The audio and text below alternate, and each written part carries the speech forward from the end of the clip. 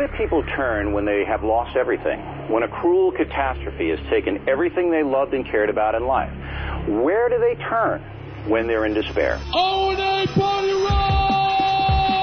It's showtime, folks. It feels good. It's cool. We're brilliant broadcasters. I'm thrilled. I'm excited. I'm ecstatic. Very respectful. Very nice. There is some shenanigans going on. And it just feels right. They're like two puzzles. We want perfect questions. We want some laughs. Some thoughts being provoked and thrown back and forth. I don't like flaky. I like cakey. I want to hug a cute dog. How fake was that? The name of this radio show should be The Happy Idiot and the Sullen Douche. Two total dorks. Am I listening to a radio show? Two DJs and a tranny lover. That's what this program is about, mister. Only creeps listen to this program. Yo, boys, what's happening, man? Turn your fucking radio down! Anyone around here ever smell my ass? It's lovely. Anthony. Come on, we're going to tell you how to get chicks. I'm Jim Norton, and I'm a horribly boring person. We just kind of laugh at him. He's getting better, but we got to break him in still. He's a candidate for killing his wife if he gets married. I love E-Rock under the console. That's hot. Snapple and mayo, your dumps must be lovely. And featuring... Hurricane Ben! Martini Steve! I think there's a degree of mental illness with everybody on the show. Ramon. Eric's breath smells like the diaper of a cancer patient. Can I say for the record that this program sucks a fat dick? I got a few ideas that can get us fired. Please use them. Please use them. But enough of this palaver. Let's get the show on the road. I got no sounds. Oh, I blew it. Oh. There you go, Shut Anthony. your goddamn pie hole. Oh, Liar whore, and you know it. love that. Fancy talk for a whore. Whore.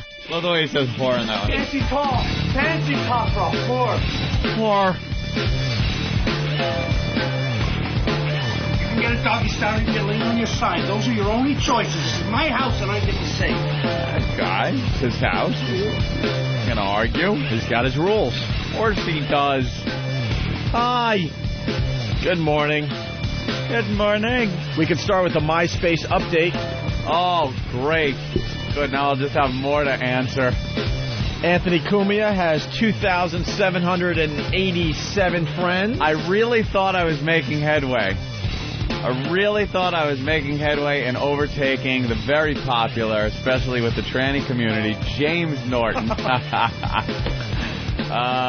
Just pounding all night, getting new friends, actually writing them back. I'm a more of a quality MySpace friend than Jimmy is. Jimmy might have the quantity, but I have read nothing but scathing reports from people that say you never answer them back. They tried to be your friend like a month ago and have gotten no response, and I just write back, hello, greetings, my newest friend. That's not true. I do actually write them back, chicks. I mean, if chick fan writes to me, man, I get back to them. How many does Jimmy have? And Jim Norton has 3,341. Can you believe it? You're getting there, though, Anthony. You're getting there. Yeah, I'm working on it. You're about 600 behind, more or less. I'm working on it. Last night I popped up a little piece of video on there. I put me and my brother Joe when we were very little kids on Christmas morning playing. I was playing my little drum set. Joe's playing his little guitar. And I'm crying because the drum set kept sliding forward on me as I was trying to play it. I hit the little bass pedal, and it would slide forward, and I'd grab my little seat and move it forward and sit back down and play, and then I just lost my mind and started crying and going hysterical. I know. I even put it there. I go, what a whining bastard. I think I wrote something like, I should have been one of the Yates children. Like, just a horrible, crying, whining little mess I was. And it's right next to the album cover of Prussian Blue, another couple of cute little kids. That might bring in more traffic. Yeah, sure. Dugout Doug, right off the bat, wants to know something about your MySpace account. Dugout Doug from whackbag.com. What's up? You know, Anthony, I want to know just who Jen Maz is in your top 8. Everybody else deserves to be there, but who is this person that is there instead of myself? I am giving the opportunity. This is another thing to pump up my traffic and my friends. Opportunity every day Every day, I will take 2 random people from my friend list and pop them up on my top 8, making them celebrities and actually getting them more friends. I had people yesterday, one of them I believe was Jen, who wrote me and said, I can't believe how many friends I have now because I was on your front page. They are just random people I pick out of my friend list every day. Could be you. You could win the Anthony Friend List MySpace lottery. I'm doing the same thing. And pop up. Even our own Than was adding a little jab, a little beg in today to get him back up there because I had removed him to put 2 of the anonymous people up. And Than was a little taken aback and asked, what'll it take to get me back on the front page there? Well, Than, your traffic take a little hit from that? Excuse me. Sorry. Yeah? Yeah, it did take a little dip. Yeah. Yeah, that sucks. Yup. See, I got a lot of people coming in on a daily basis. Jimmy, he has more than I do, but you started with a couple of thousand people. Yeah. I've made a couple of thousand in almost 3,000 in 2 days. A lot of them are probably, well, there's no need to brag. I mean, a lot of them are probably mutual friends.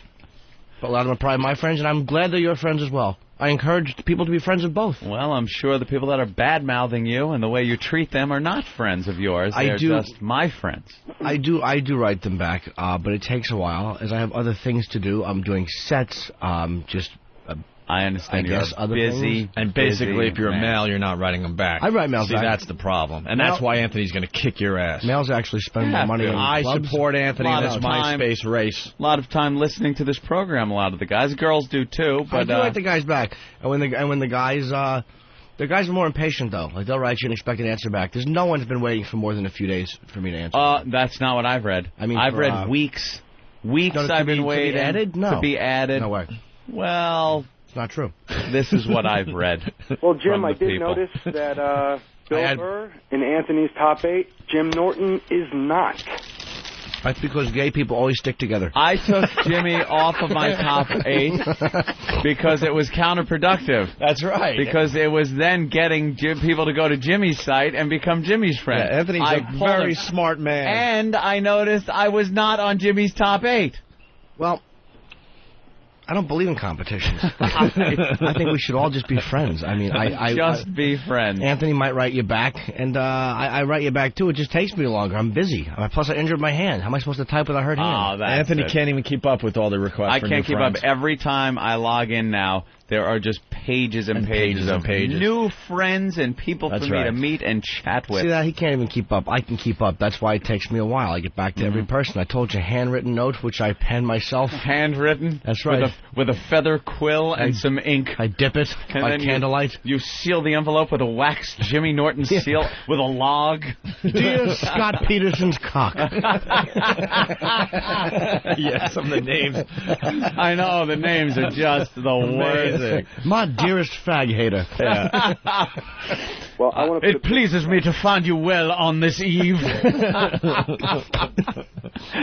Yeah. To Placeholder Opie, who did put me in his top 8. Thank you, Placeholder Opie. Placeholder Opie causing a lot of trouble with idiots like Rich Voss. Yeah. The Placeholder Opie. It's a picture of Opie from the new photo shoot we did, by the way. So I think that might have thrown him. It's kind of a picture that no one's seen before. And he got in touch with Rich Voss and invited Rich to come in and do the show one morning. And Rich was calling Ben, asking what time he should be in. And Placeholder Opie, his profile right there, says, I am Placeholder Opie. This is not Opie. I'm just holding this if Opie decides to join my... Is he getting friends, that guy? Oh, yeah. Oh, yeah. Good. All right. Voss is a dummy. The second time something like this has happened to Rich Voss. Yeah. There was a fake Rich Voss that duplicated Voss's account completely. And is he now Bitch Voss? Yeah, well, now he's Bitch Voss, but originally he was Rich Voss and had Rich's complete bio down to a T. And he was in Bill Burr's top 8. People like Bill Burr and Bob Kelly were leaving him comments. Apparently this guy got with me and told me that he invited one of these well-known celebrities over to Rich Voss's house for Thanksgiving, and Voss had actually contacted me to ask who this guy was and how to get rid of him because he was inviting people to his house. That's great. Now he's Bitch Voss. It's Rich Voss's head on a hot chick's body. Bitch Voss. Well, you can get to Anthony Cumia's MySpace account through opieandanthony.com. And Jim Norton's too, and Jim you Norton. can get to Anthony Cumia's MySpace account by going to opieandanthony.com. See, I don't have all the power. The big fancy men have all the. You're still in the lead? That doesn't matter. Yeah, you are. Your lead is dwindling, though. You'll keep creeping up, though. I don't think I'm going to beat Jimmy. It will. How did they get to yours? 600 more. Through opieanthony.com, apparently. Yeah. Oh, okay. I didn't know that. MySpace. I'm sorry. MySpace There's a link / Jim Norton. Hey, Dugout. You can get to mine through fake Opies. Hey, Dugout. Yes. We're smuggling weapons for your next mission. Has anyone got a hold of you yet? You know what? I have a lot of PMs I haven't gotten through. All right, we got some new weapons. That's exciting. For the pests. But there is another mission before that one. The next mission is Sunday morning at 10 a.m. That's a left jab comment. These friggin' guys, man. These pests, they're everywhere. They were on the video chat there last night. I'll just say it's a certain video chat. And they're just all lined up, sitting in front of their laptops, staring at each other. And Doug he's a psycho. He just yells at people and yells about things. I hear, like, all of a sudden shit'll come blurting out of the speakers. It's Doug yelling, and I have no idea what he's even yelling at. He's yelling at girls that show up on the thing, calling them, like, fucking ugly whores, and you're a nasty man, Doug. I try to be nice. It just doesn't work sometimes. No, you're nasty. And he's drinking. He's getting all drunk and belligerent on video. And you can just watch him. And then Big A pops in. So Big A is sitting there, and and everyone asks him, "Hey, Big A, how you doing tonight?" And you just hear, and you see his big stupid face. It's hysterical. And a couple of girls show their tits and stuff. Yeah. Do you go on video? No, I don't go on the video. I don't have a camera in the house, and I wouldn't want to go on video. God knows where those pictures would show up. Let's get some cameras. Me and you will talk. You talk. We've been trying to get cameras in the studio for over a year. Now that'd be nice. For over a year in the studio. It amazes me we can't have that figured out. We can't figure it out. Rush Limbaugh has video feeds every day. I know. Why can't we? Why can't we? That's right. Anthony is internet gold. He mentioned something and the people flock. We had more people in that chat last night than we have ever had before. We had about 30 people in there last night. Room was packed, a lot of video, chicks. Hey, Dugout Doug. Yes. What's the latest mantra? The latest mantra? Yeah, you're one of the biggies in the O&A Army, one of the top pests. Yes. What's the latest mantra of this program? I think I'm using the right word. I think you're confusing the shit out of Dugout Doug here. Yeah, I'm hurt right now. He's put on the spot and doesn't know what the hell to say. Wherever... Oh, yeah. Wherever Howard is, the pests will be there. Ah! Wherever Howard Stern goes, the pests will be there, too. That is right. And we got new weapons for the next one, bro. That is right. We're just pricing them out right now. We're going to smuggle some weapons to you guys. I'm trying to get off work to come all the way up there for that because I suck and I'm a loser. All right, remember the mantra. Pass it on. All right, and just remember this, Ant. Yeah, okay. Whoa, hey. Come on, Doug. Doug. That really wasn't going to work. That's beginner shit. And by the way, this fake Opie, this is how dumb Voss is. He calls Ben, who, if anyone's seen that tight thing Ben is wearing as a shirt sweater today, I want to stick a knife in him. Is it really bad? Dude, it's a fucking... I didn't see it. It's an awful form-fitting top. Well, there's some kind of weird sickness going on because now Ben has it. Yes. Look at Mr. Tissue, producer over there. Yeah, Derek is sneezing today. Nathaniel's better, so it's like a 24-hour thing. Now Ben has it. It's just a cold. It sucks and no one likes it, but... And I was watching Imus on MSNBC this morning getting ready for the program, and our pal Rob Bartlett's on doing his Brian Wilson character with our Opie and Anthony T-shirt on. And he's all sick? He's all sickly, and he was at the gig Saturday night at Caroline's when we were all watching Jim Norton. Maybe he made everyone sick. So it's going around. Goodness. But Ben was so sick that he had the window open that oh, my God. And that was pissing Anthony off big time. He's like, I don't feel good or something. And Ben's sitting in front of the wide open window in the office. The office isn't that big. And it's just blowing on me. I went in there. I was freezing. And it's in the high 30s here in New York, so It's freezing. I guess you shouldn't have the window open. No windows open. Voss, someone contacted Voss and said to do the O&A show, but be in at 6. Yeah. And he contacts Ben and goes, is that Opie? Because he wants me in at 6. Why does he want me in at 6? I'm like, Ben, you got to go with that. You have to have that dummy here at 6. Yeah. Tell him we're doing some kind of bus thing. What are you doing? Yeah, standing outside smoking. What are you here for? That's very, very I funny. wish Ben could come in. Where is he? He doesn't. No, he's at his computer. Maybe he'll get up. I don't know. Hey, we got to announce the winner of the Assault on the Media contest. It is December 1st. And where's the year gone? Yeah, no My kidding. My goodness. No kidding. And we have started the Assault on the Media contest for December. Mm-hmm. Today's the first day. Yep. Last night, though, Under the wire. You gotta love these guys. Last night, my phone rings around. What time is that at? 6?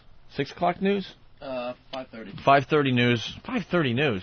Now they have like 3:30 news. Yeah, 4. What news happened? all the time. Wasn't the news just on at 6 and then 6 and 11? Then you had the national feed at 6:30. But now it's like sometimes I turn on my TV at like 3:30 in the afternoon. They're already doing local news. Yeah.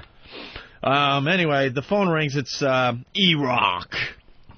E-Rock optional, and he's like, dude, just listen. And I guess you had 2 cell phones working, obviously. You were listening in on the assault? All I heard, E-Rock gets me on the phone, and he doesn't say hi. He just goes, dude, listen. And now I'm listening in as No Filter Paul, in that horrific accent of his, is yelling and screaming at a reporter from WABC TV here in New York City. She's screaming at him, where do you work? I'm going to come to your job and interrupt you. Yeah. And just screaming stuff like... Open Anthony! Screaming stuff like, I spent 3 hours working on this live shot and you just fucked it up and cost us $2,000 or something like that? She's yelling something about you cost us $2,000 where I don't know what that meant. But she's like, I worked on this for 3 hours. What if I showed up where you work and did this to you? And he goes, come up to the studio tomorrow morning. I don't work there, but fuck it. Yeah. This Assault on the Media thing, it has taken on a life of its own. Yes. We can't get enough of it. It's just getting better and better. So, I love it, and they're consistently funny. I have not grown tired of watching them happen. When the video gets posted and I watch it, I sit there, and they add enough for the beginning where it looks like it's just a news thing, and you know the evil is coming, and when it hits, I'm a blithering, laughing fool in my house watching. Well, last night, No Filter Paul did another Assault on the Media. I think he did 5 or 6 this month alone. Mm-hmm. And this time he was wearing a Santa hat. And he just looks like a complete lunatic. They just released him from a mental hospital. He is an ass. He comes running in with the huge, Opie and Anthony cardboard sign or whatever with our cartoon characters. He's screaming Opie and Anthony on XM Satellite Radio. The visual's perfect. And then all of a sudden you hear something like, don't hit me, ah! Just losing his freaking mind. So I don't know if, I guess, he says that some big black dude came running into the shot and tackled him. Grabbed him. But I can't really see because him get grabbed. Because all you see is some big mass of a person go running by the reporter and just slam into him. You see that? Dumb hat. Yeah, they're wearing a dumb Santa hat. Yeah, the video is up on opieandanthony.com. It's another great Assault on the Media today. And we got No Filter Paul on the line here. Let's say hi to Paul. Hey, Paul, what's up? Good morning, guys. What's going on, man? Fun last night. Dude, you look like a lunatic on TV. That's why I love when you do them. You look like you could be a real problem. He's crazy person. You're like, yeah, exactly. But the Santa hat, it was a nice touch last night. Right. Well, I was watching the video. I know. How funny is that? And then it just ruins the whole segment. She has to stop what she's saying. They go back to the anchor desk. They're not ready. No. They have to go to the story. Yeah. And then apparently she wasn't ready because a lot of yelling was going on to do her little follow-up to the story. No, actually what happened is we were at the corner by Port Authority. That's where the TV crew was. Port Authority. Oh, is that the worst? That isn't even English you're speaking. Yes, it is. It's proper English. No, it is not. Authority. Anyway, I had walked away, and she chased me with some member of the crowd who was just stood there, some big black guy. taking my picture with his trio, and that's why they didn't come back to her, because she was half a block away cursing me out, which is what Opie listened to on the phone. What is that going to do, like taking a picture of you with their trio? Well, apparently they're sending it to NYPD, and I'm going to be harassment charges, which will go quite well with the assault charge I'm going to have against their camera guy. So who tackled you? The camera guy? It was the cameraman, yeah. Well, but the camera was still on the reporter. Right, it was on a tripod. I was on a tripod, so he ran from behind the camera and tackled you out of the shot. Right. They must all be talking like the camera guys. When they all get together, they must be like, if that fucking happens to me, I'm running out. They must all have plans. I'm going to run out and grab that motherfucker. They must all have a plan. Especially ABC, because they've been attacked so many times this month, it's not even funny anymore. And now they're acting so quickly like that. Like, he jumped into the picture, started his shit, and the cameraman just immediately, like, went with his plan that you know he had. And we got some pests that work at some of these local TV stations here in New York. You got to get us the memos, guys. Just sneak the memos out. Because I know they're talking about this behind the scenes. And harassment charges. How about the way these fuckheads harass people walking into courtrooms and out of courtrooms and stick microphones in your face? That's freedom of the press. Hang out on your front lawn. Exactly. Freedom of the press is what they say. So this is freedom of the press. So you're dealing with very smart broadcasters. We figure this out. As long as you don't touch the reporter, there's nothing they can do. Fair game. Once they take those cameras out into public like that, it's open season to get in front of that camera. They don't own the property that is in front of that camera. They're there doing their live shot, and anything that happens in the periphery, that's their problem. Because if there was a murder, illegal. If there was a murder, they wouldn't try to sue the behind them. They would fucking film it. They wouldn't try to sue the person for harassment. Yeah. That would be more news. It wouldn't fuck up their shot. But him running there with a Santa hat, while he probably should be shot for it, there's no reason to be yeah, please. Well, sued for harassment. You guys want to hear it? It's pretty good. It's classic. The video's much better. It's up on opieandanthony.com. Yeah. Here's the audio. Our top story this half hour, a pregnant woman taking a stand because she was denied a seat on a public bus. There are bus seats that are designated for elderly, handicapped, or pregnant women. But the 27-year-old mother-to-be was told to go to the back of the bus, and now she is fighting back. Eyewitness News reporter Kimberly Richardson is live at the Port Authority with more. Kimberly? Well, Diana, there's no law saying you have to, but most agree doing so is just good manners. Excuse me. Hit me. Paul, why were you yelling, hit me? He's playing blackjack with the guy. The guy basically grabbed me and threw me against a bus. Yeah. I'm like, you can't touch me. Come on, then hit me. You know, it's going to be on live TV. Don't hit me. Come on, let's go. I want to get hit on live TV. You know. Wow, that was great. I want to ask you a question. Why did the media have to do a fucking live shot at Port Authority? Was the pregnant woman there? Was it happening live? Why did they have to go there? Well, there was a bus because I got thrown against it, but other than that, that's about it. You got thrown against it. He certainly did. There was actually quite a bit more. My wife and my 9-year-old daughter were actually right next to me with Santa hats on as well, but they weren't so quick running out, and they saw me get thrown, and they decided, we're going to turn around. You know, we're not going to be involved in this mess. Yeah. And my daughter shouted at the guy, why are you touching my dad? Oh, that's great. So then what happened after the camera stopped rolling? Well, they just continued to shout at me, and I just walked away, which is pretty much what I always do, because I'm not going to get into a fight with these guys. Right. Hit me. Yeah, exactly. So I got about half a block, and I still had my Santa hat on, and all of a sudden my hat got yanked over my head. And I'm like, I thought that was my wife just trying to be funny, but I turn around, it's the reporter and this huge goon who has nothing to do with the show. He just happened to be there. I guess he was just trying to get laid with the reporter. Wow, the reporter actually was taking some action on you there? Oh, she actually touched him. She took my hat. She never gave it back either. She got a nice souvenir. Wow. Get a DNA it or something. What'd she say? She's like, why? She kept saying, she kept shouting at me, why are you doing this? But she wouldn't let me get a word in edgeways. You know how these fucking holes are. They should just go on and on. She kept, saying, why are you doing this? I said, it's for a radio contest. And she's like, who do you work for? I'm going to come to your job and harass you. Hey, come on down. She's welcome. Yeah, that's what I was wearing an XM radio jacket, so I'm hoping she thinks that's where I work. I told her I was unemployed. She's like, how can you afford a cell phone if you're unemployed?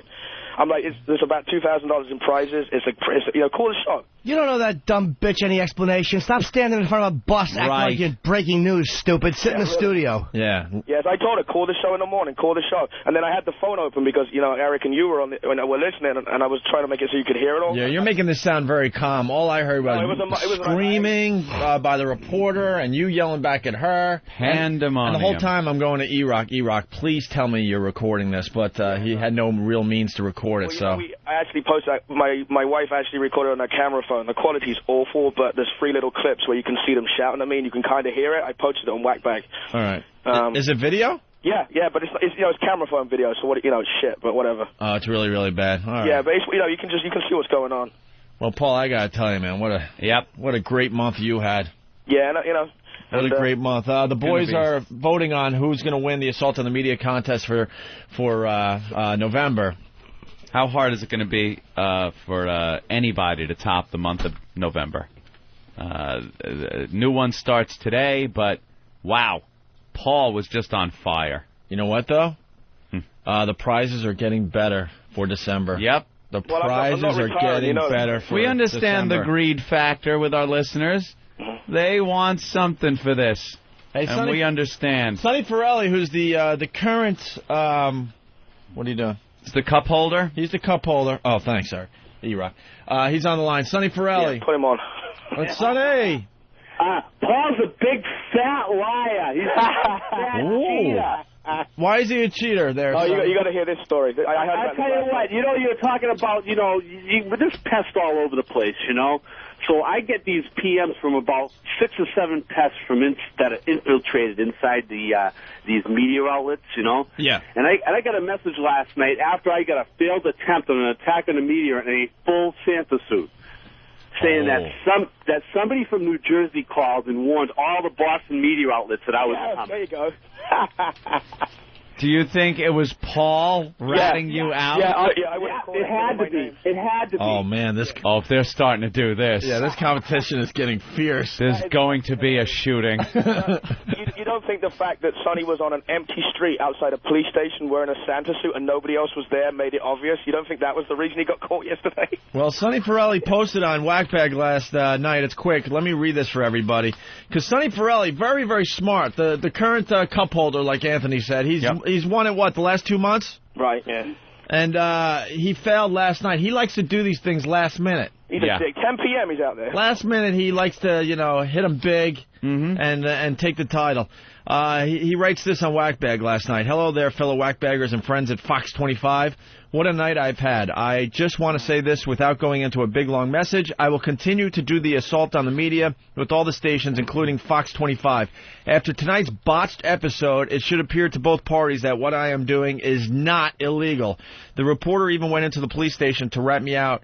Then she came back out 2 minutes later, and I was still there. But the police figured they had got their man, and I wasn't important enough to be dealt with. During the time I was stating my case to the twat reporter, a patrol car did come by and stopped after he was flagged down by Twatto. He came out of his car, and I explained myself to him. At this time, he really had nothing to say other than to not do it to them again. My reply was, yes, sir, I will not do it to them in Winchester, after which the cop had nothing to say about that comment.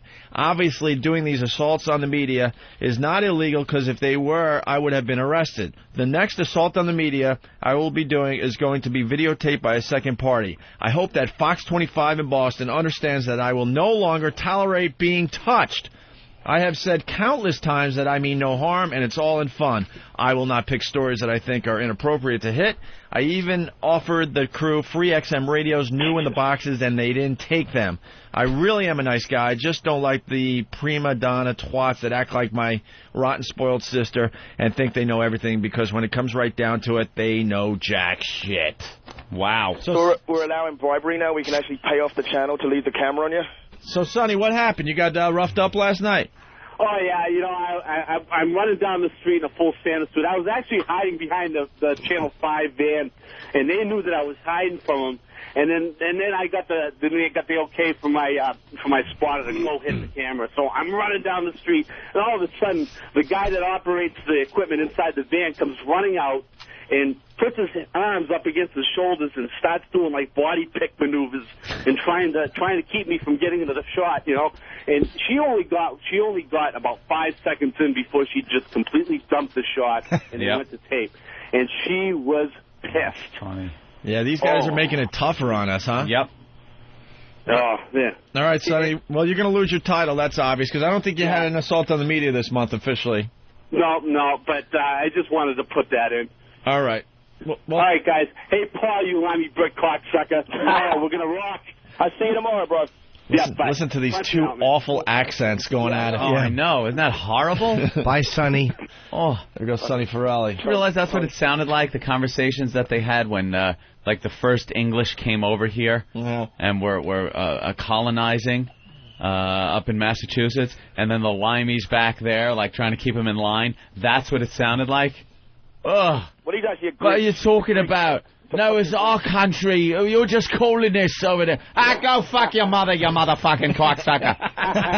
It's our new fucking country. We're in charge over here. Go fuck yourself. Who you think paid for all the ships? Shut up. Shut up. Religious persecution. Go fuck yourself. You're a cocksucker. Well, No Filter Paul, it was a great night, man. You kept me very entertained. I'm glad you enjoyed it. It was actually pretty cool to have you actually listening on that. That was pretty cool. It was pretty crazy. Yeah. All right, Paul. Thank you. All right, guys. Have a good day. All right, once again. By the way. Yeah. Once again, Paul. Right? Yeah, once again, Paul, here's what he accomplished last night. The video is up on OpieandAnthony.com. Our top story this half hour, a pregnant woman taking a stand because she was denied a seat on a public bus. There are bus seats that are designated for elderly, handicapped, or pregnant women. But the 27-year-old mother-to-be was told to go to the back of the bus, and now she is fighting back. Eyewitness News reporter Kimberly Richardson is live at the Port Authority with more. Kimberly? Well, Diana, there's no law saying you have to, but most agree doing so is just good manners. Excuse me. That's right, stupid. Right back to tape. Hit me. Excuse me. And then she's trying to, get him up. Hit me. Excuse me. But then someone in the control room went, click. Paul Goodbye. is great yelling, hit me, hit me. He's great. Right back to the tape, dummy. What an ass. We're going to announce the winner of the Assault on the Media contest for November in a little while. Some of the guys are still voting. But you were saying it. Right now, I will announce my daily winner of the person that is now up on my top 8. By the way, this is unfair. It is not unfair. I'll tell you why Anybody that is my friend can spend a full day, 24 hours up here making friends themselves. But I don't have a computer access during the show, so I can't bring new friends, because I did the same thing. You have 20 hours of computer access. If you would take one of those hours, take your cock out of your hand, get the porn off the screen, perhaps then you could do something. I don't say that that's not a valid point. I just think that I happen to have Ace Frehley a couple times came up as the lucky winner. That's the way it is. Frehley, like he even knows who Jimmy Norton is. He does. He does not. Anthony, I'm looking at your top 8, I put the scariest individual I was gonna tell you. ever. When this came in last night, I actually gasped and said, oh, my God, this is the scariest person that has ever been on MySpace. Yeah, Muffler. His name is Muffler. He looks like he could be a real problem. When you punch him up, he's 53 from Driscoll, Texas. Jesus. He's got no friends. He's got the Tom guy who is the default friend when you set up an account. Yeah. It's like the owner of the MySpace. And me. He looks like a manly Rip Torn. He looks like a prison gay, like he's been in prison, like a lifer. Yeah. Like the guy that talks about how, well, you know, this is where I'm going to spend the rest of my life. I know it, and I shouldn't have killed that bus full of children. I guarantee that his body has at least 75% tattoos. Oh, yeah. At least. He is a frightening individual. He only has 2 friends. One really, because everyone gets the Tom friend, and me. So I want to see maybe Tom can make a few friends. So I put him up there. He is now on there for 24 hours. You mean Muffler? Muffler. All right. Yeah. Tom has enough friends. The other guy. You just put him up there? Just picked him out of nowhere. And Nikki. So I got to make a guy and a girl. I don't know who Nikki is. Let's see what Nikki's all about. Nikki has 37 friends. Not that many. I don't know. What is she? 32 from Westchester, New York. She has 3 kids. 3 kids. 10, 7, and 4. And, well, she was a mom at 22. She was a goer. All right. She works at a small community bank. Yeah, she's one of those, just your regular, average kind of gal. Yeah, with 3 kids who you'd hate. Of course. Children. I think she's a little too short to be your friend, though, Anthony. How big is she? She's 5 foot tall. Just 5 foot? Which means she's probably 4'10" and a half. She's a little gal. She's just a little thing. Is she? Just a little thing. Went to high school in Shrub Oak, New York. Yuck. Yuck. All right. How about this? I don't need to put them in the top 8 because anyone that joins. Here's what I'm going to say. All right. Anyone that joins my space for my Jim Norton site, yes, you get money. I send you money. You cannot offer up cash I bribes. send $50 a person and a hand-quilted note. Or quilled. Hand-quilled note. It's National AIDS Day, or International AIDS Day today, by the way. Is it really? Jimmy, congratulations. International AIDS Day. Get some AIDS songs, man. Quite a few years. Let's go to break with an AIDS song. Why is there an AIDS song? I don't get it. Huh? Well, there's what kind of AIDS Day? song? No, not AIDS song. I'm sorry, not AIDS song. Why is there an AIDS Day? Because everyone need know about it. We do. And then talk about it. Jesus, you can't even go out and get fucked in the ass anymore without having to sweat and cry through your next test. All right. By the way, I got a nice robe yesterday. Yeah? Oh. You guys didn't like your robes? My Matt Frost, the sports robe. I love it. Oh, the big heavy Yankee robe. I got Reggie Jackson. It's phenomenal. Yeah, aren't they heavy and terry clothy? Big thick robe to walk around the house in, coughing and making your last phone calls. I love it. Getting everything in order. Your big ball of yarn in one pocket. Tissues and sucrets in the other. For that throat. Gets parched. Oh, all that coughing all day. Yeah. With that, we go to break with, I do the Family Guy one, of course.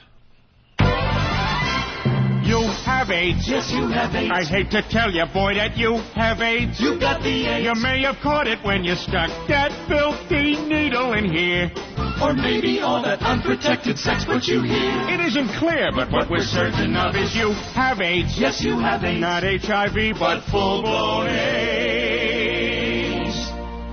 Be sure that you see that this is not HIV. But full-blown AIDS. Not HIV, but really full-blown AIDS. I'm sorry, I wish it was something less serious. But it's AIDS. You've got the AIDS. Next time on a very special Everybody Loves Raymond, Ray's brother needs a helping hand. Ray, I got a problem, man. You gotta help me. Oh. I picked up a tranny last night at Hunts Point, and there was an accident. No. We were trying this erotic asphyxiation thing, and she was supposed to pitch me before it ran out of air. What are you doing? But Ray's father isn't buying it. What a load of bull. Come on. All right, you got me. I picked him up on 10th Avenue. The family hijinks don't stop there. Ray, you gotta help me get rid of the body. I don't want to do it. No, come on, it'll be fun. We'll chop it up and bury it out in Jersey. I live on Long Island. All on the next Everybody Loves Raymond. Tonight at 8. Give me fuel, give me fire, give me double time.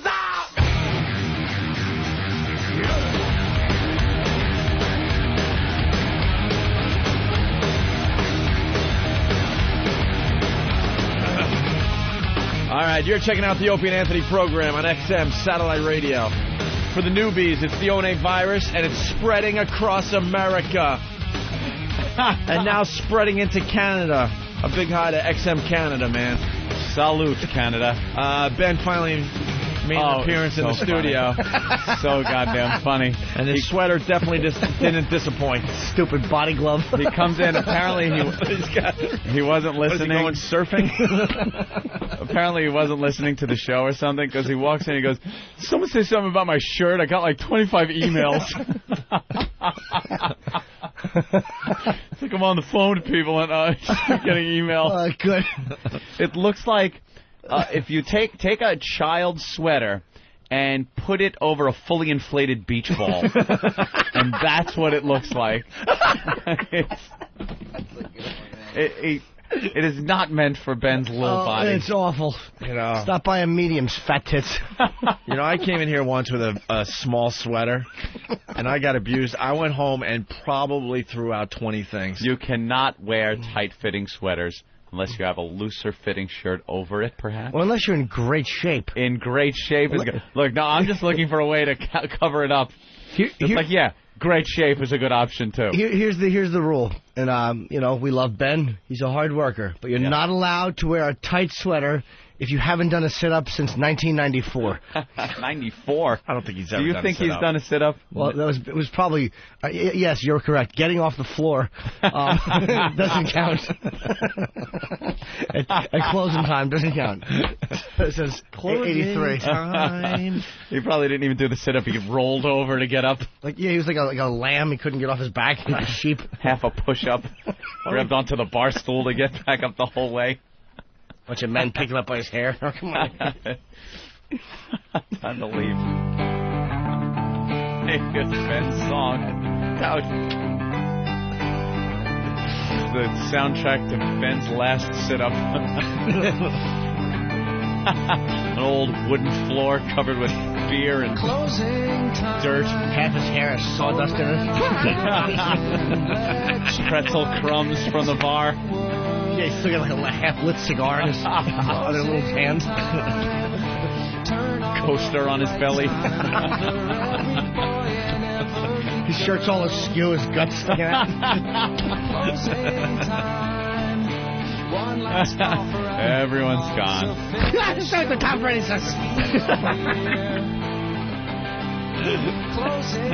You gotta fucking go home, you cocksucker. What?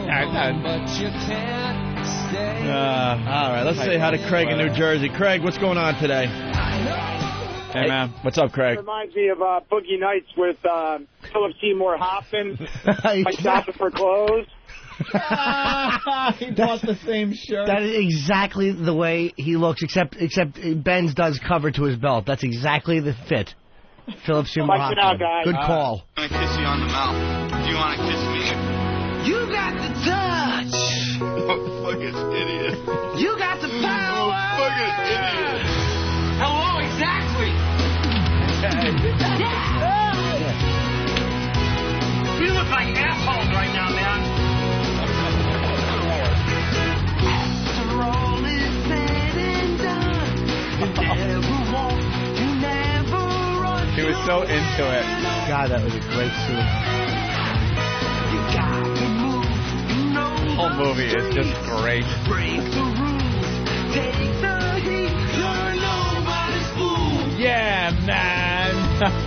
You're at your best when the going gets rough. You've been put to the test, but it's never enough. You got the touch. All right, enough of that. that is great. It's perfectly lyrically awful. Yeah. It's perfectly awful. And the way he sings it is awful. Marky Mark, and to watch John, what's it, McGinley's name is? The guy who played his partner dancing in the other room like he was really getting down. Oh, that was into it. Fucking hilarious. Yeah, this is going to make us millions, man. But the magic is ours. You look like assholes right now, man. I'm going to have to watch that again. All right.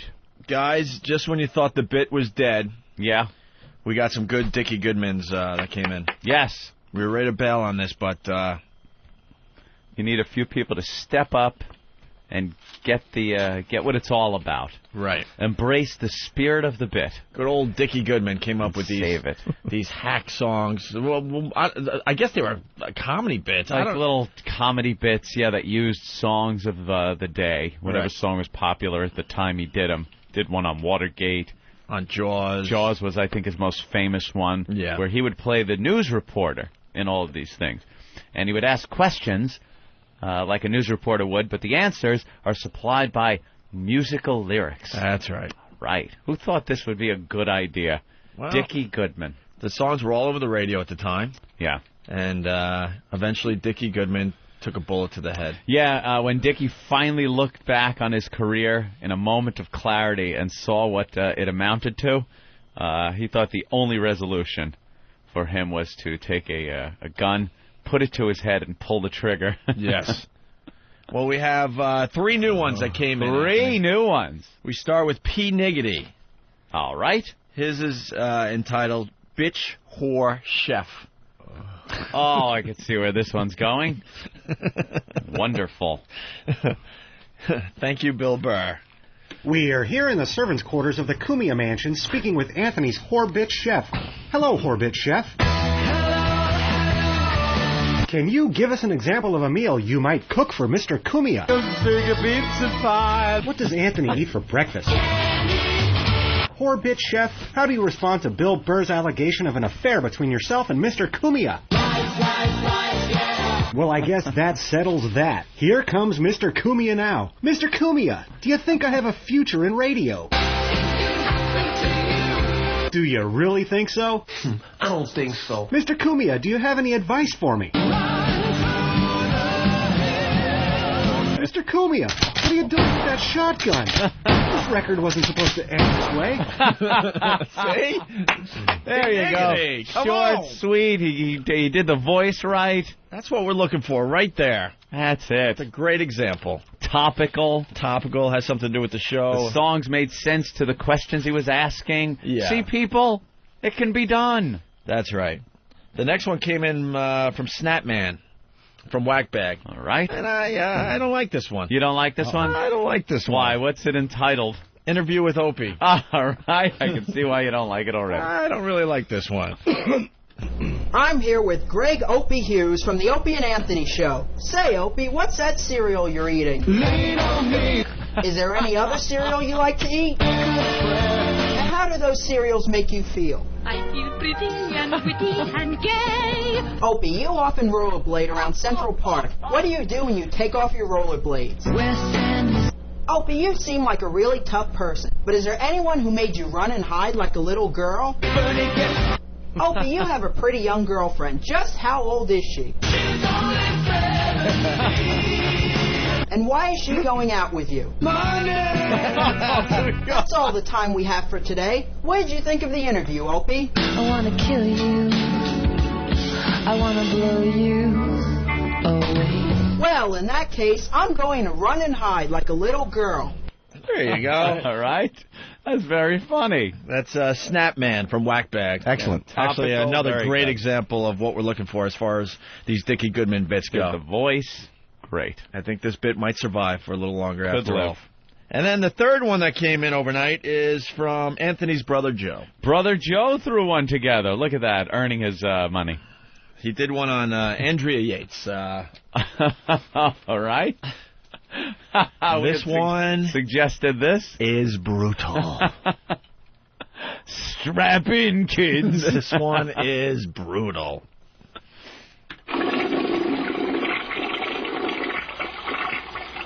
Good evening. I'm here taking a dump in the Yates bathroom with Andrea and her 5 little fuck-ups at bath time. Hey, little Yateses, what's going on here? Splish splash, I was taking a bath. Mrs. Yates, you crazy cunt. What was that you're just whispering in your daughter's ear? Hey, little Yates girl, where are you going in that tub of death? I'm sorry, can you repeat that? I couldn't hear you with all that water in your little lungs. Mrs. Yates, we know you're nuttier than a shit after eating 25 Snickers bars, but what do you think your children are? 3 little fishes in an itty-bitty pool. Mrs. Yates, what are your children's names? Sully, Jenny, Disco-Bibble, and Boopy-Doopy-Doop. Don't you realize they're the fruit of your loins? 3 little fishes and the mama fishy too. Uh-oh, the little Yates boy isn't looking so good. What's that coming out of his nose? Tiny bubble. Andrea, I notice you're using a very gentle shampoo on their little heads. Is that Johnson & Johnson's? Well, in that case, maybe you're not the worst mother in the world. Hey, little baby Yates, how did you feel as Mommy squeezed the last bit of life out of your tiny, defenseless body? Andrea, you kooky homicidal twat. How come you showed less emotion through this whole ordeal than an Asian hooker?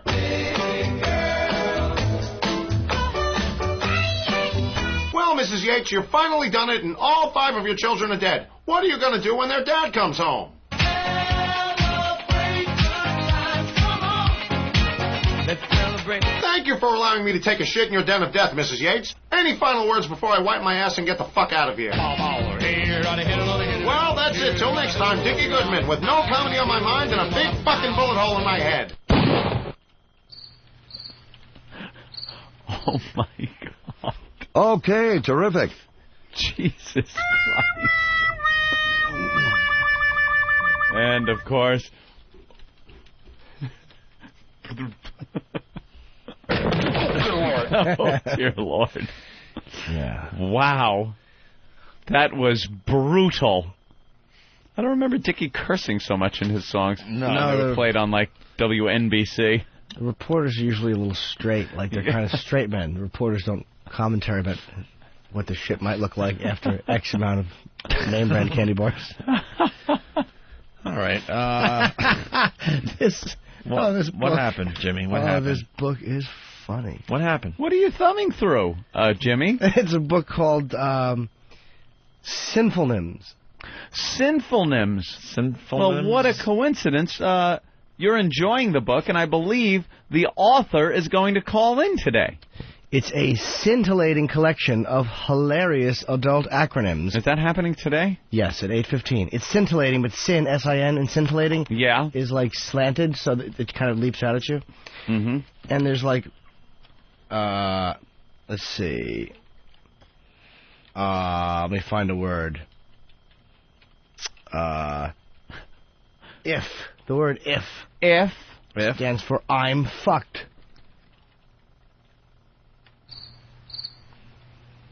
All right, and there's a cartoon, though. Uh-huh. It's a guy looking at 2 larger gentlemen in a prison shower.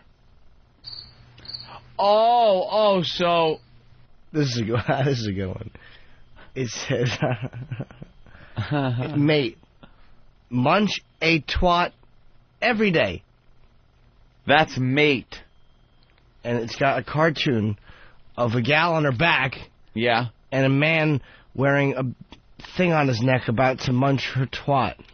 Like a little thing you'd put around, like a napkin type thing, or a bib. Yeah. What is the point of this? Like, we're going to find out when we're going to talk to him. The author. You take a word. Yeah. And then you take the word's acronym. Mm-hmm. And then you make up what it would stand for. These are hilarious adult acronyms, and the quote on the back is too naughty, too clever, and just too damn funny to be put down by James Oscar Barrows. From what publication is that review? There is none. There isn't, so it's like his friend. It's probably his friend, yes. But there's 3 names. That sounds more official. Wow. Well, we'll talk to him when he calls. I just having to laugh at some of these adults. Well, it should be a fine interview. That's coming up at 8:15 on the Opie and Anthony This interview program. would normally be done on a Wednesday, I think, right? But today is Thursday. Years ago, we would have done this on a Wednesday. Yeah. But today's... Okay, do it today. I can't understand what he's saying. I don't know. He's whispering secret codes to Arthur. What? We can't read lips. I said, do you want a blowjob? Shut up. Let's go to John in Utah. John, what's going on? Yeah, there's another Dickie Goodman song, Christmas one, that I heard on the weird Christmas channel you guys got here. Are you kidding? An interview with Santa. You guys got to hunt that one down. An interview with Santa. Hawks on it. It's traditionally it's a traditional Dickie Goodman horrible wreck, but you guys got to have that too. I had no idea that there was a there's a Christmas one. A Christmas one. We're looking for it right now. All right, punch it out. All right, thank you. Santa and the Satellite. Santa. There's a few of them. Oh, Dickie Goodman. Santa and the Touchables. Ooh. Want to just try one of these? See what it sounds like. I don't know. Try the first one, I guess. This book is the worst. No, it's going to be good. It's going to be good at 8:15, Anthony. It's going to be good. Let's play this real fast. We interrupt this record for an important news bulletin. Santa Claus is missing from the North Pole. Be on the lookout for Santa Claus. Last seen sitting in La La, waiting for my ya-ya. Washington has decided this is a job for the Touchables. December 1961, at the headquarters of Elliot Press and the Touchables. Deck the halls with sounds of holly, fa la la la la la la la. Sent to the North Pole, the Touchables learn that someone has launched a toy spaceship, sending Santa to the moon. Alvin the Chipmunk says, Crazy. Rudolph the Red-Nosed Reindeer volunteers to lead the Touchables to the rescue. A new spaceship is ready for blastoff. T-minus 3, 2, 1, 0. Okay, Alvin? Alvin. Chipmunks are always funny, but...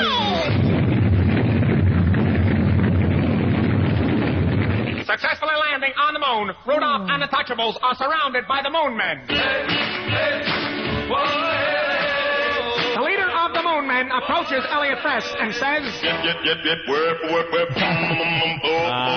it. translated means, Hit the road, Jack.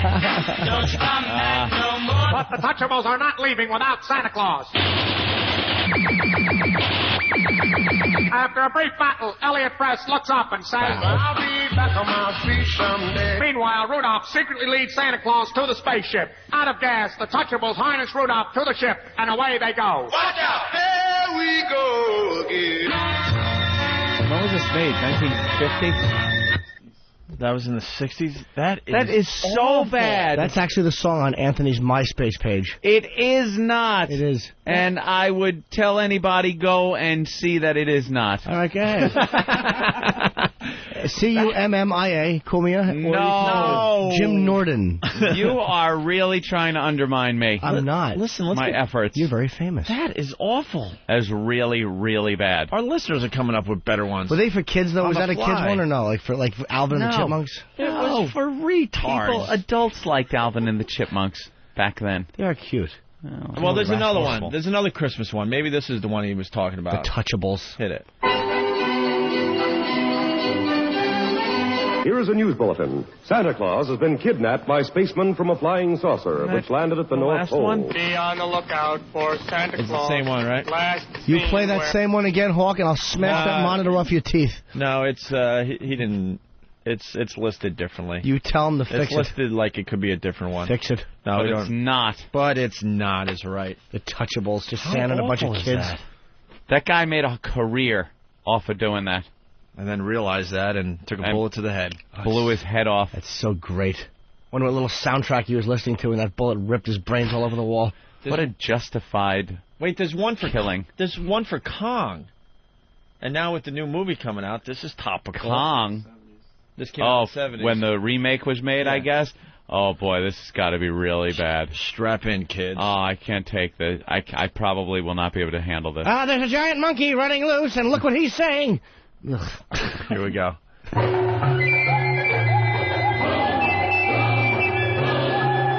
We're here on Skull Island where a 40-foot gorilla has just kidnapped Guan, a young actress. Hey, Kong, what did you tell her? Tonight.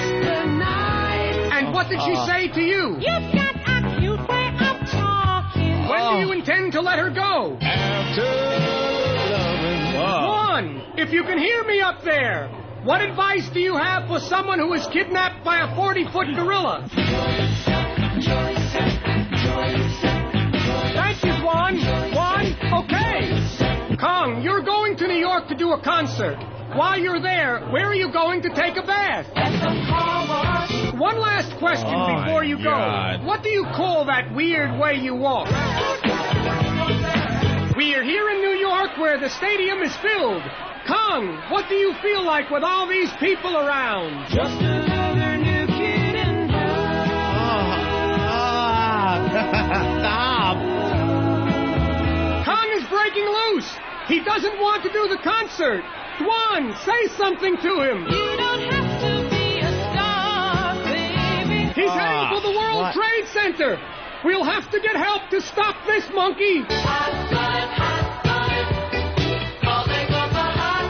Kong has reached the Trade Center. He's climbing to the top. Kong, what are you doing up there? Why is something nasty on the wall? We are here with Kong on top of the World Trade Center. Well, Army helicopters are unfortunately, he shooting wasn't up at there him. on September Kong 11th. is shouting something up at them. Hammer down the walk, you can. hand me down my hat. Tragedy is Dickie Goodman was killed. Kong, have you any last words to say to Dwan? Will I hold you again? He's starting to fall. Hey, Kong, you're on my foot. We're falling. Kong! The record wasn't supposed to end this way. Kong! Oh, he's falling. Jeez, gonna do it all day. Holy. That was... I can't even say it anymore. How bad. He actually handed that in to somebody. Hey, what is this against my temple? It's a Luger. Oh, my God. Wow, am I glad he shot himself. Oh, I couldn't be happier at someone's suicide. You know what? With the new Kong movie coming out, we should take the original Dickie Goodman. Yeah. And we'll rework the the clips. Oh, of course. The song clips. We'll make it better. Yuck.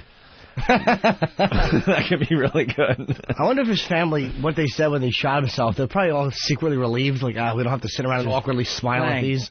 God. Awkwardly I have a new one. Here it is, family. Oh. And there he is, pops in the tape, and they all go, huh? And they wouldn't even, it was Good, so Dickie. unfunny, they'd say things like, I like that song, I like that song. That part with the, when you were falling, I really got the image that you were falling, and it made me so fucking happy. Oh no, something is spilled on my floor. It's brain matter. Yeah, we could do one on Dickie Goodman. Oh, that's great. Bullet in the head. Right. Sure. Yeah. Hey, man, nice shot. Hey, man, nice shot. Yeah, hey, shot to the heart. No, it's to his head. It doesn't matter, it's his shot. There's very few songs that say, shot to the head. Unfunny man kills himself. Hit me with your best shot. Yep. Oh, man, we might have to work today and put this thing together. Let's make it. Let's make Why a song, don't we boys? open it up to the listeners? Like we always do. Yeah, we're just idea men. And then you guys take it and run. Let's make a record. Let's go to Eric in Colorado. Eric? Hey, morning, boys. Hey, Eric. Hey, there's one of those Dickie Goodman ones that he did about the oil crisis also. Oh, my God. Are you kidding? The big oil crisis? He was just a hit in the 70s, wasn't he? Yeah, because the interview is with, like, King Faisal and Gold in My Ear and something else. All the relevant topical people from 1974. Let me ask you, Dickie, when did he shoot himself? I believe it was in the 80s. I don't think I think we can just answer that question by listening to this music. Yeah, no kidding. No, not why, but when. I'm saying, like, what did he try a hit in the 80s? People were so into Wall Street and doing coke. They're like, look, you irrelevant douchebag, just fucking drop that already. Yeah, what was his last song that he really tried to... something with Reagan? I think there was one in the 80s, but I'm not positive. But the 70s channel played these damn things all the time. Well, they were huge in the 70s. Yeah, they were very popular. So when they were doing it, the decade run through, I think they played like 10 or 15 of them. Oh, wow. Can we get a Dickie Goodman CD? There has to be a greatest hits. Now, boys. All right, thank you. You think he had dreams of a box set? He didn't know what that was, but he knew he wanted greatness beyond what he would reach. Yeah. Let's go to Guy and... His dream was a pine box. Yes. I just want to be awarded a satin pillow. Guy in Connecticut. Head like a hole. Yeah. Nails. Head like a hole. Let's see what the listeners can come up with That's first. a good and then one. if they don't do a good job, then we'll go into the production room and actually work. Yeah. All right, thank you, Guy. No problem. And then they're saying there's this one that he came up with. Tim? Yo. Hey. What's up? Hey, I remember a song back in the 80s around the time that E.T., the movie, came out. Yeah. And I don't know if it was Dickie Goodman, but it was somebody that did the Dickie Goodman style. And one of the lines was, E.T. wants to phone home, but E.T., how do you call outer space? And then they played the clip of the Tommy Two-Tone song. The 8675309. Watch out, boy. Oh, I wish we gotta get that. I can't find that one either. There is a greatest hits, though. Two greatest hits. Wow. One called Greatest Fables by Dickie Goodman. Ew. Released in 1997. Fables. Fable. And then The King of Novelty Greatest Fables. Fables? I don't think Aesop shot himself on a linoleum floor. Volume 2. He had a Volume 2, everyone. Volume 2. Is there a track listing for these? There's got to be a way to get these online. Yeah. Let's see the track listing. More Dickie. Oh, my God. Are you kidding me? What? Sweetie, what? How many songs are there? All right, wait, go back. There's like 30 of them. Return of the Flying Saucer, Flying Saucer Part 1, Flying Saucer Part 2, Flying Saucer the Second, Flying Saucer the Third, Flying Saucer Goes West. It was a biggie. Santa and the Satellite Part 2, Santa and the Touchables. So those are all different songs, by the way. The Touchables in Brooklyn, Ben Crazy, Batman and His Grandmother, The Ride of Paul Revere, Frankenstein of 59, Frankenstein Returns, Get a Job on Campus, Luna Trip, Watergate, Mr. President, Energy Crisis, Mr. Jaws. Go down. Holy shit, there's 40 tracks on this thing. It goes on and on. 40 Kong, tracks, no laughs. Superman, Return of the Jedi Returns, Hey E.T., Attack of the Z Monster, Election 84, and horror movies. And Safe Sex Report. Wow, someone's got to get this and go through some of these. And then, like, after the last track, like they did on Elvis's last live CD, they have, like, when Vern came on and made the speech, "Thank you for listening. That was the last recording of my son Elvis." Yeah. I hope that's how Dickie Goodman's ends. Maybe his wife or bereaved child comes on. Wow. Embarrassed child. That was my daddy. Why? You want to hear Ben Crazy? I don't even... I'm just saying that I found the rest of them. You found the rest of them? Yeah. Oh, shit. Do you have the ET one? Oh, shit. No. Hawk? We have the Energy Crisis 74, though. Want to hear just a piece of this one? I want to hear all of it, Hope. I'm sure it's good. I'm having some laughs. It's too long, though. We'll play a little bit of this. Listen. We are here at the White House for a special report on the energy crisis. We're here. Are you? I didn't understand. Why was Kong stepping on his foot and then they fell together? How did that happen? And why wouldn't Kong stepping on his foot bring him a little more pain? And why would it knock him off the building? Right. Wouldn't that keep him anchored? I don't get it. I don't get it. Who are these people? Maybe because, I don't know. All right, let's back up there, because we got to hear the "We're Here" again. We are here at the White House for a special report on the energy crisis. Mr. President, have you any statement? Mr. President, what really caused the energy crisis? During the crisis, how much gas will motorists be allowed? Just enough for the city. Who do you believe the gas shortage will affect most?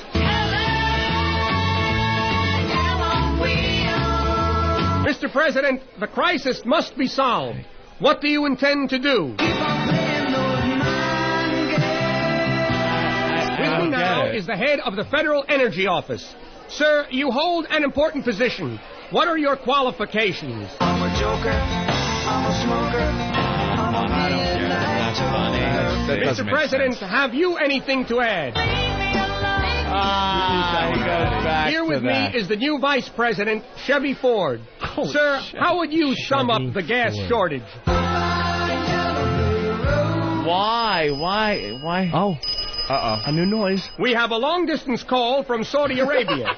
King Faisal, is that you? Hello, it's me. King Faisal, what are your thoughts when you look out at all those oil wells? You're beautiful, and you're mine. I have gold to my ear of Israel on the other phone. Gold to my what ear. should I tell her? Won't you tell her that I love her? Probably prize. Mr. President, have you any added comment?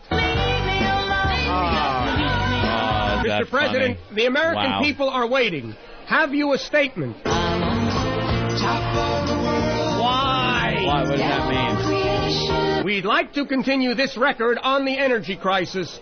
But we have just run out of energy. Hey, that's pretty clever. That's funny. That's a clever ending right there. That's clever. See, they ran out of energy. Very clever for 1974. And he couldn't quite finish it up. Why? What happened? Good.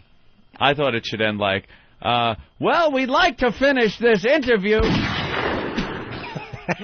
That would have been more Just when you thought the Dickie Goodman story couldn't get any better, we have Bob in North Carolina with some information. I was hoping it was Bob Goodman. Bob? We're here with Bob. Bob? Hey, guys. Hey, Bob. Hey, I seem to remember when I was listening to the stupid Laugh USA channel that Dickie Goodman's son, if I'm not mistaken, started making the records like his dad did. Oh, no. Hopefully he suffered the same fate. But yeah, I don't know. Just do it. Wait and hurt Dad's business. There's a proud moment for this kid. Absolutely. Yeah. All right, Bob. I'm out. Bye. Want to follow in your father's footsteps right until you're slumped into the corner of a wall in a motel alone? With brain matter behind Listening you. to your own unfunny dreck. At least they had a little Charlie Rich in there. I said Charlie. Oh, guys, we got to call the author, so why don't we take a break? Oh. Coming up next, we got an exclusive interview with the author from Sinful Nims. Sinful Nims. Sir, what are sinful nims? Serious questions only for the author, and our good pal Jay Moore is here. Where is Jay? He, I just saw him walk by see the him. glass. Where is he? He'll be joining the program next. Opie really doesn't care about our lives. And I hate you all. Oh. And I hate you all. Oh. And I hate you all. Oh. And I hate you all. Oh. You gotta help me. Look, Jerky, I don't need to talk to you. All right, kids, hold on your hats. 1, 2, 3. Show blows monkey ass. Show blows.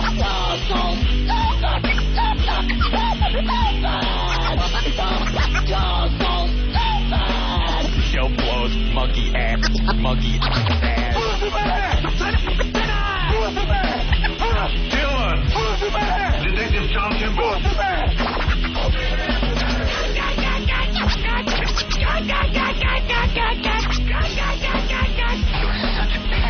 It's our show, you tool.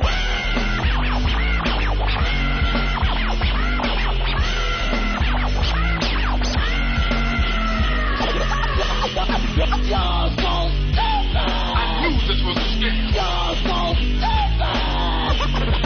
Unbelievable. I can't go on. Opie and Anthony. Come on, it's not funny anymore. Make it stop. Make it stop.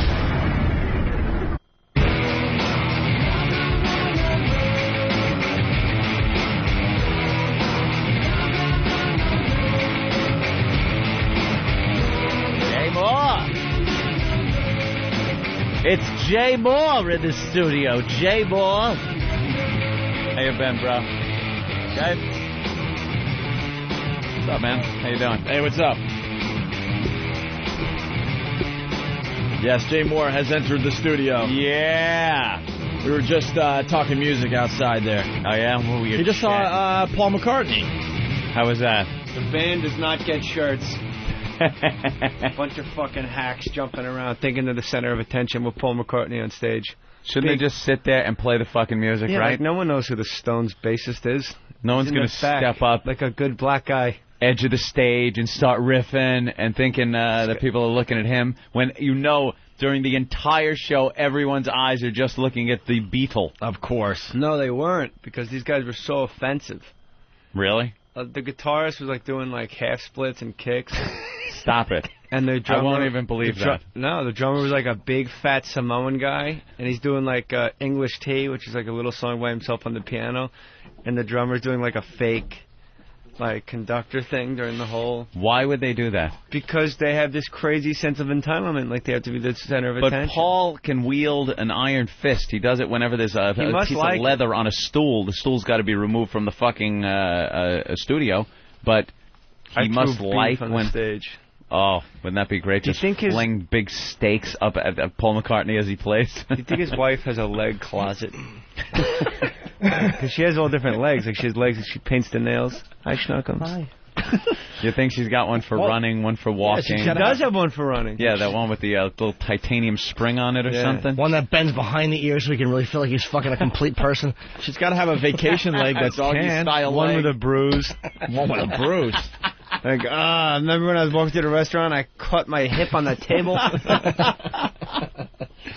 But the guitarist, during one of the applause breaks, flipped his guitar over, and on the back and tape it said, "Thanks."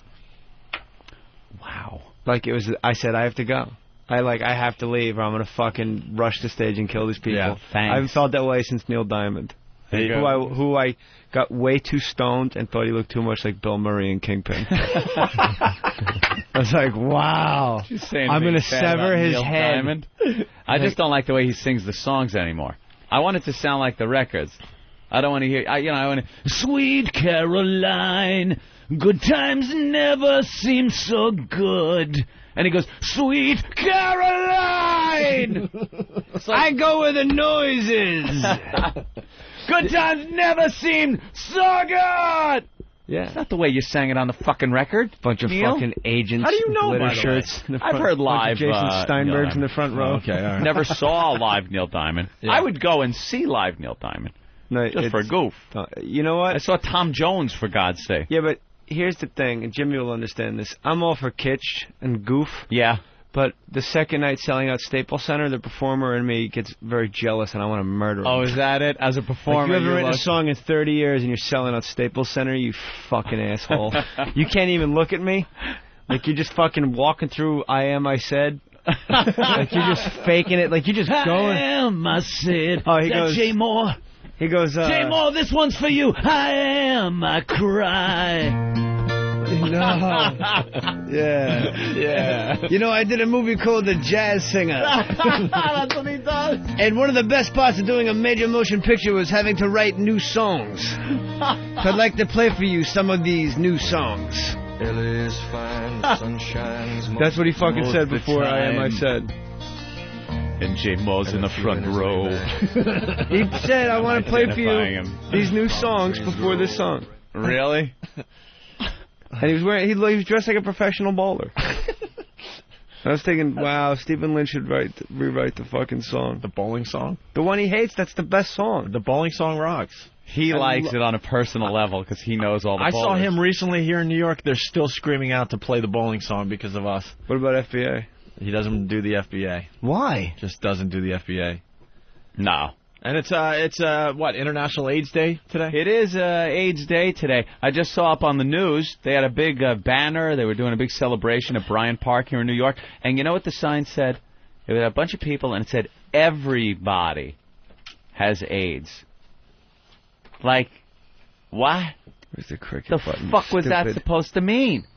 It There did. you go. Come on, how'd you miss that one? That's what it said. A little slow today. We're all touched by it and affected. I suppose so, especially some of us that receive oral sex from people who may be more likely to have it, like Let me tell you, Brazilian trannies. I'm a lucky motherfucker then because I have not even been flicked by the AIDS virus in any way, shape, or The form. beauty of you is you'll No get one it by I know. accident, like in a hospital. Will that happen? Yeah, you'll just get like a bad needle or something. You're Go for a faithful. You'll live a checkup. clean life. And you'll just wind up with the HIV. Alcohol swab to take some blood test and oops. Oh no, that was in the Haitian file. Yeah, we were supposed to throw that needle away. Oops. And Jay Moore's also wearing a Black Crowes T-shirt. Still one of the greatest bands out there. They were good. I saw that. Now in the that they're shirts, back yeah. together. Now that the brothers aren't fighting anymore. Rich Robinson's a real fucking wet blanket douchebag. How about in between Greasy Grass River and my morning song, I gotta watch Rich Robinson do an acoustic number. No, you don't. Yeah, you do. That's when you get up and go get a You beverage. can't. It's standing room only. They're Piss.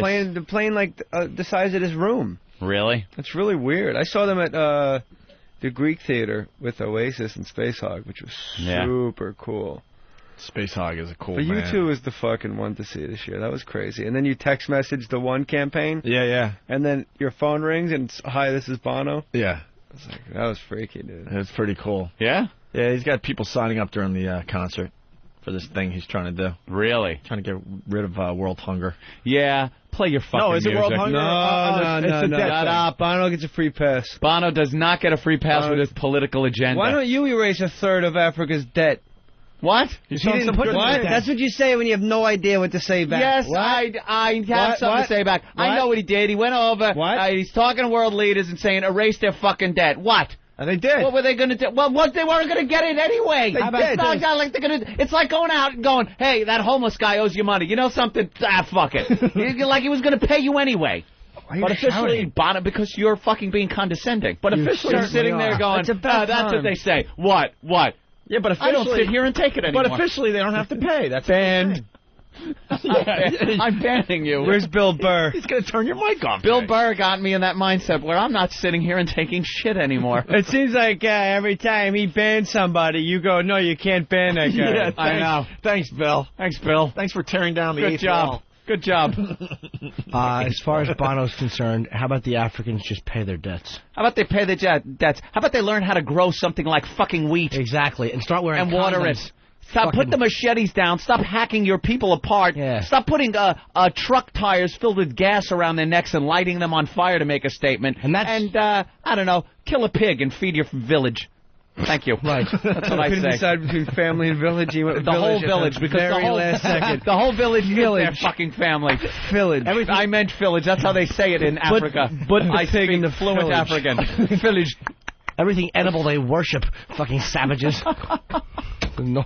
Oh, Bono did a great thing, though. No, he's Bono terrific. And the show was good. Bono makes The show was great real music. You go there, he sings his songs, it's fantastic. The second he starts speaking up to world leaders, I get a little nauseous. I don't want to hear it. But he can go speak to world leaders, which is important. Because the world leaders want to be seen with Bono. But second Bono he goes falls in. out of favor, which for some reason hasn't Bono happened goes for 30 in years. and gives him like a fucking earful. He doesn't go in. It's not like a little love fest. He goes. Do you think anyone wants to take shit from Bono? You think a world leader, you think any president of any nation wants to take shit from Bono? They want a photo with Bono. Who doesn't? But he gives him So shit. you sit there and you take some shit and go, all right, we'll write off the debt from Africa, like we were getting it anyway. No, how about that Bono picture? alone, dude? How about Bono goes to Saudi Arabia and gets us fucking dollar gas? Let him pull that off. Go ahead. Hey, you make a good point. All right, that's what people say when they don't have an answer. All right. I'm not taking it anymore. I'm going to knock on the counter. I'm feeling tension between all our comedian friends and Anthony at this point. Except for It me. has to be I said. love It's Jay gotta Moore. be two-sided. I'm one of the biggest I feel zero. advocates of Jay Moore. Has to be said. Yeah, Ant's always been a big supporter. having Even Jay when on Hope the phone. goes, Jay Moore was weird for a while. Stop. I made good on that. I know. I made good How on about that. all the upset people? with people that didn't come on the show when we didn't have a show. How about the people like after the first phone call I made on the message boards? Yeah, he's still got to fucking prove to me.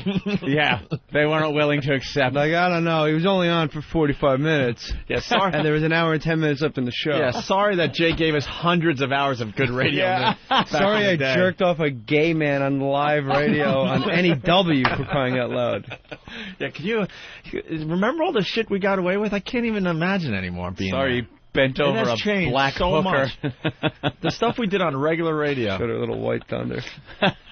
Anyway, we got to talk to this author before we get into This what book Jay is actually Moore really is, funny. up to. You're going to enjoy this book. This guy's terrific. I was... Yeah. Thank you. Problem? Yeah, there could have been a huge problem. We're setting up something. Mm-hmm. And the author was listening in. Oh, that's fine, because the book is good. It's called Synonyms, and I think the listeners will enjoy this book. It has, like... So you just take an ordinary word. You give Did I do something wrong? No, not at all. Not at all. Oh, okay. You take an ordinary word. Hey, Starfucker, could I get a black Starbucks? And I'd like a medium, please. See, like rags. Yeah, give Jay Moore an example. You take a word like rags, relishing a golden shower. That's what that means. And the whole book takes words. Rap, R-A-P, repetitive anal penetration. It's an entire book. There goes Dickie Goodman. Flash, fucking lazy ass shithead. Where's Arlie Army?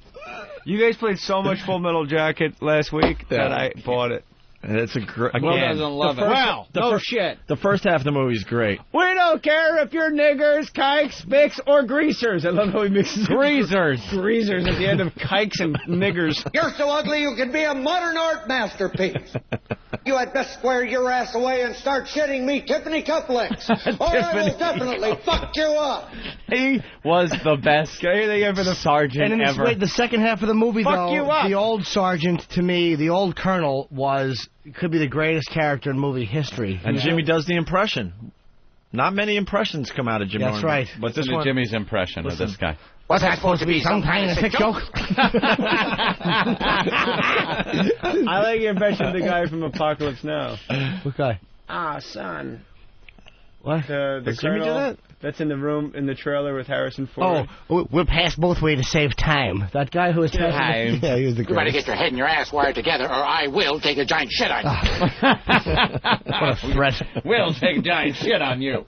If I find out there was an illegal killing, there will be a court-martial on your ass. That's the real guy from Platoon. There's always one real guy in the movie. All right, let's get this author on. Let's get him on the show here. You will be molested. His name is Stealing Clausey. Sorry. No, it's, yes, Stealing Clausey. Stealing Clausey. Can I hold the book in my hands? Stealing. Oh, yeah. Hello. Yes, sir. How are you? Is your name Stealing Clausey? Yes. Is that your real name? Yeah. Liar, whore, and you know it. Yeah, I know. That's my pen name, of course. Yeah. Yeah. What does it mean, though? That doesn't mean anything. No? No. Cool. All right. When did you first, because, like, I was wondering about the, Oh, we're just getting coffee delivered to us. Sorry, Stealing. Yeah, no problem. Someone just put down black coffee next to me. Stealing, I like Cliff. Tell us what Cliff, the word... Well, let Stealing at least explain what this book is all about, and then we'll get into some of the examples. Okay. Just to get everyone on the same page. Go ahead, Stealing. Well, years ago when I worked for a computer company, we used to message each other and email each other. We knew that management could read it. And, right. And, you know, you couldn't use profanity or whatever. So one of my buddies came up with a good idea. Every day he would say, you asshole, and the first simple name was Ya. Or we say, you fucking lazy-ass shithead. That became Flash. So just kind of... Or you Flash, actually. Yeah. Yeah. Yeah, you know, take a little bit of poetic license with them. Well, there you go. A lot of poetic license, actually.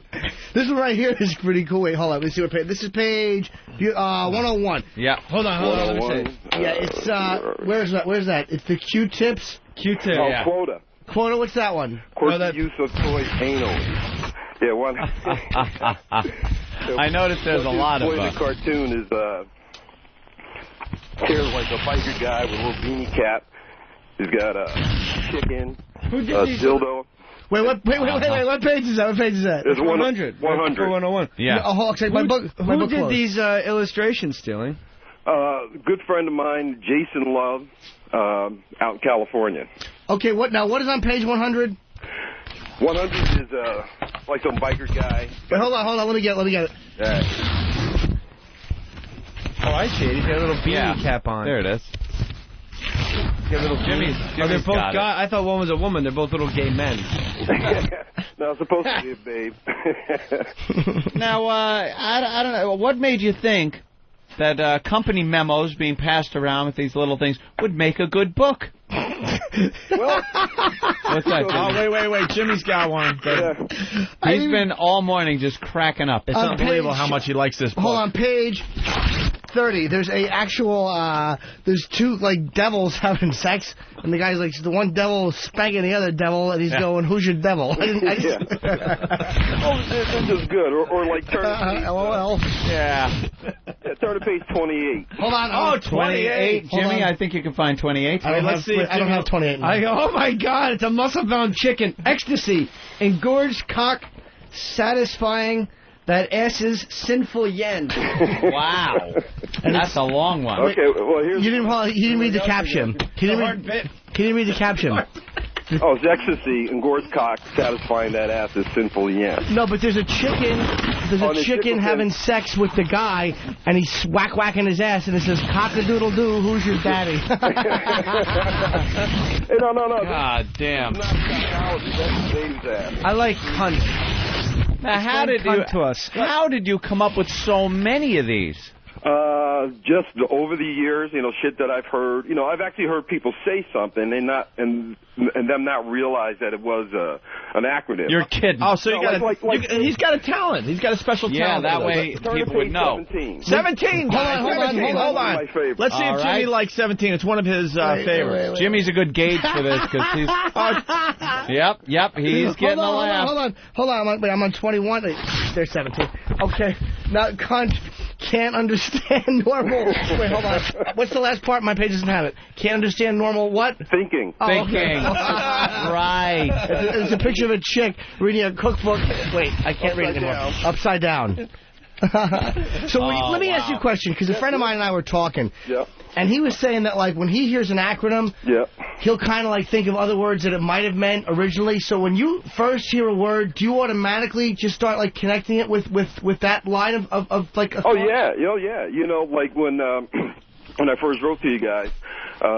When I first saw your name, I was like, oh, man, these dudes are young. They got all the pussy in New York. And I thought of Opie. I was like, oh, Opie's penis is enormous. You know? And then I thought of Anthony. Now, Anthony's a perfect New York name. You know, even Tony. Like, Tony owns New York. Or Anthony nails the hotties of New York. Wait, hold on. Anthony nails... the hotties of New York. The hotties? What about the O? Of. Hotties. Oh, of. Of. Now, what would you call an anachronism that involves the name in the explanation? Yes, good point, Jay. Good point. Anthony's and Opie's. Because I call it fucking simple then.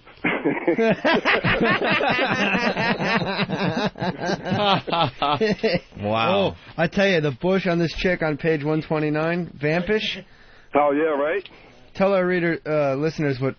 She got a pierced tit and that nice fucking. Yeah. pussy on it. Vampish is a page of this picture of this really hot babe, and Vampish stands for voluptuous ass, magnificent pussy, and incredible sultry hooters. In the cartoon, there's two photographers. She's walking down like a beauty contest. And one photographer says to the other, do you think her tits are real? And the other one says, of course not, we're cartoons. You know, so, you know, they have a whole book that's like that, and I noticed that you guys are busting my balls about my college buddy, James Oscar Barrows. Busting your balls. That's what we do. Wait, I love it. Are we busting his balls about Wait, why are we busting his balls? I don't even remember what we said. Yeah, you're like, who is that? For what publication? Oh, no, well, every book has, like, a quote from somebody, and usually it's somebody that is somebody, but it's just a name. Because before I got to you guys, I mean, before the book went to print, I'm like, okay, I got to have a review. So James is like, I'll give you one. I'm like, fuck it. And there's where the review came from. Oh, yeah. Well, why didn't you get a real review, though? Well, I was trying, you know what? Because of the content of the book, a lot of people were snubbing me. They're saying, oh, it's pornographic. As a matter of fact, the second printing will actually change to the cartoons. Yeah. Because Yahoo, which is one of my favorites, which shows a girl jerking this guy off. The caption says, do you Yahoo? And Yahoo stands for yank a hard on off. On page 143. Now, you see she's got a hold of his cock. And because of that, they're saying that the book is pornographic. Oh, boy. So the cartoonist is redoing it where you won't actually see his cock, but you still see the load going over his shoulder. Kind of makes it... I will say one thing, Stealing. I look at these photos, like on page, what is this, 87? Let me see. 87. And there's a picture of like a black guy banging this white guy's wife. There's a double penetration going on. Oatmeal. Oatmeal. What does oatmeal mean? Oh, you don't even want to know. What's oatmeal mean? Please, Opa. Oatmeal says obstinate anal thrusting may evoke anal leakage. And the guy... Oh, Jesus. And the guy fucking her in the back says, hopefully.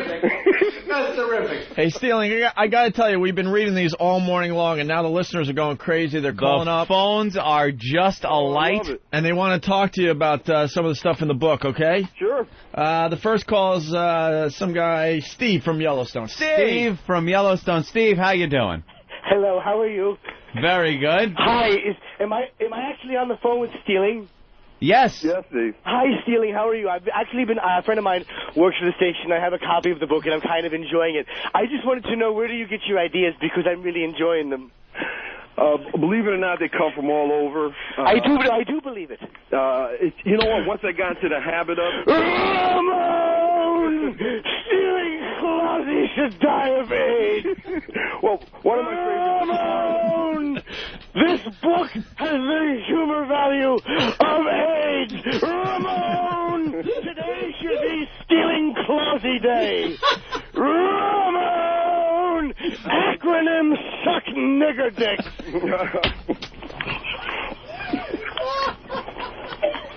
Well, it's Well, that was Ramon! This book should be in Robert Reed's robe pocket. All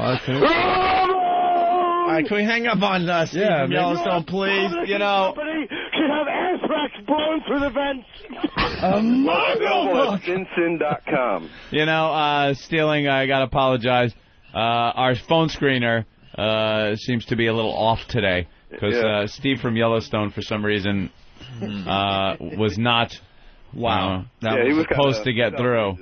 He does that to a few of our guests sometimes, but we do have other callers that have called up. Yeah, let's say hi to Cigars and Scotch. He's a faithful listener of the program. CigarsandScotch.com. That's right. I have one for you, all right. Gaylord. Get AIDS, you lousy, obese, retarded douche. And if I had your book in front of me, here's exactly what I would do with it.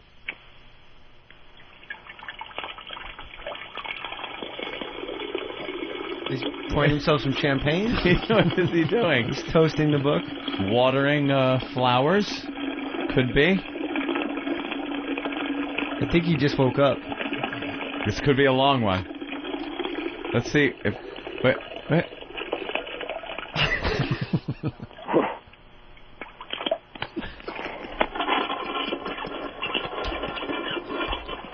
Now, would he use it as a urethra and pee through it?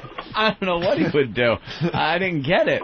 Really? Yeah, I didn't get it either. Yeah, Stealing. Like I said, we've been just laughing our asses off over here. Yeah, without a doubt. And I really do. There's a guy named North on the instant feedback from San Diego. North by Northwest. He says he's got one for you there, Stealing. It's Shaft. Shaft? Shaft, yeah. Hold on, let's see if Stealing has one first. Yeah, do you have one for Shaft? No, it's too fucking early in the morning to come up with something. I thought you wrote a book about it. I got crap, but you can't remember a fucking thing. That's but that's not Shaft. Well, the point I'm at right now. That's not Shaft. That's not even the same letters. You might want to add this one to your next book. Shaft. Stealing has a furry taint. All right. Let's go back to the phones. Who's this? This is Hilly in Atlanta. Who? Hilly, H-I-L-L-Y. Hey, what's up, man? Hey, what's happening? Where's Jay Moore? Right here. Jay, got a question for you. Hold on, we're talking to an author right now. What do you got for Jay Moore? Oh, sorry, Dave. I want to know where did Last Color Standing go? What the fuck? All right, we'll get into all that in a second or two. We're finishing up with this author that has a great book out right now. I'm sorry, I just tuned in. I'm all right, call us back in a few minutes. Sorry about that, Stealing. It's coming back Tuesday. It's going to be on Tuesday. Opie pounds it every day. Fuck you, man. Don't fucking tell me my shit. Fucking call up. It's the Opie and Anthony show. Don't fucking make one about my fucking name, buddy. Oh, it's a compliment, dude. That's a fucking compliment? Make one about fucking Anthony. Don't make fun of me just because my name's fucking Opie, you fuck. I love Opie. Yeah, but... You love me so much, you gotta make fun of my fucking name, you shit fucker? No, I said Opie's penis is enormous. That's a fucking compliment. All right, why you gotta fucking curse so much anyway, you fucking faggot? Because I like to fucking curse. Listen. Too early in the fucking morning. This is my fucking job. Listen. I'm up here trying to promote your book. You got some fucking douchebag quote at the back. James Oscar Barrows. Stealing isn't your real name. Listen, Stealing, this is Jay Moore. Opie's he's a little sensitive because if you know anything about this show, he had testicular cancer and he lost a ball. Oh, Jesus. Oh, wow. So he's a little, he gets a little uptight when you bring up anything about his dick. Yeah, like John Starks, Mike Lowell, Tom Green, Lance Armstrong, couple fucking heroes. I love those guys. Yeah, you love them so much. Do a joke about them. Hey, look, if someone told me that my penis is enormous, that's a compliment, Opie. Don't be so sensitive. My penis is enormous because I got half a fucking sack. Oh, well, hey, don't bitch about it. At least you got one. That's fucking great, dude. You know what? You're right. Whenever I get out of the shower, I go, hey, the bag is half full. All right, let's... funny to you. Let's... Hey, look, I really do appreciate and now you got to get off the phone? We tell you when you're fucking done. We fucking tell you when you're done. What do you got to go do next? I'm not getting off the phone. I wanted to show you one in the book. Show me one? I'm on the radio. You have one about Opie's one ball? That's real funny, Jay. Actually, I have to think about that one. Hey, let's go back to the phones and say hi to Ben in Boston. Ben? Hey, what's wrong with this? Jay Moore? Ben from Boston. Why are you giving this guy shit? This guy's hilarious, Jay. He's funnier than you are. My shirt's too tight. Blah. I fell in the dryer. I threw a Coke with Tom Brady. I fell in the dryer. My shirt was wet. Blah. Hey, I like stealing. This book is really good. Yeah, Ben, you like the book? Yeah, I love the book. It's hilarious. Why is Jay bothering this guy? He's great. You got any questions for Stealing? Yeah, are you going to write like a movie, a book? What? Are you going to write like a book or a movie, another one? Yeah, sure, why not? You actually have the one book or just more than one? No, it's just the one. Ramon! I should put on a fireman's hat and rape his publisher. Ramon! He should do book signings with Arthur Ashe's prick finger. Ramon! This book belongs on Gary Glitter's laptop. Ramon! Acronyms are for Fellows Against Gary Glitter over there. That's faggot, you unfunny bag of shite.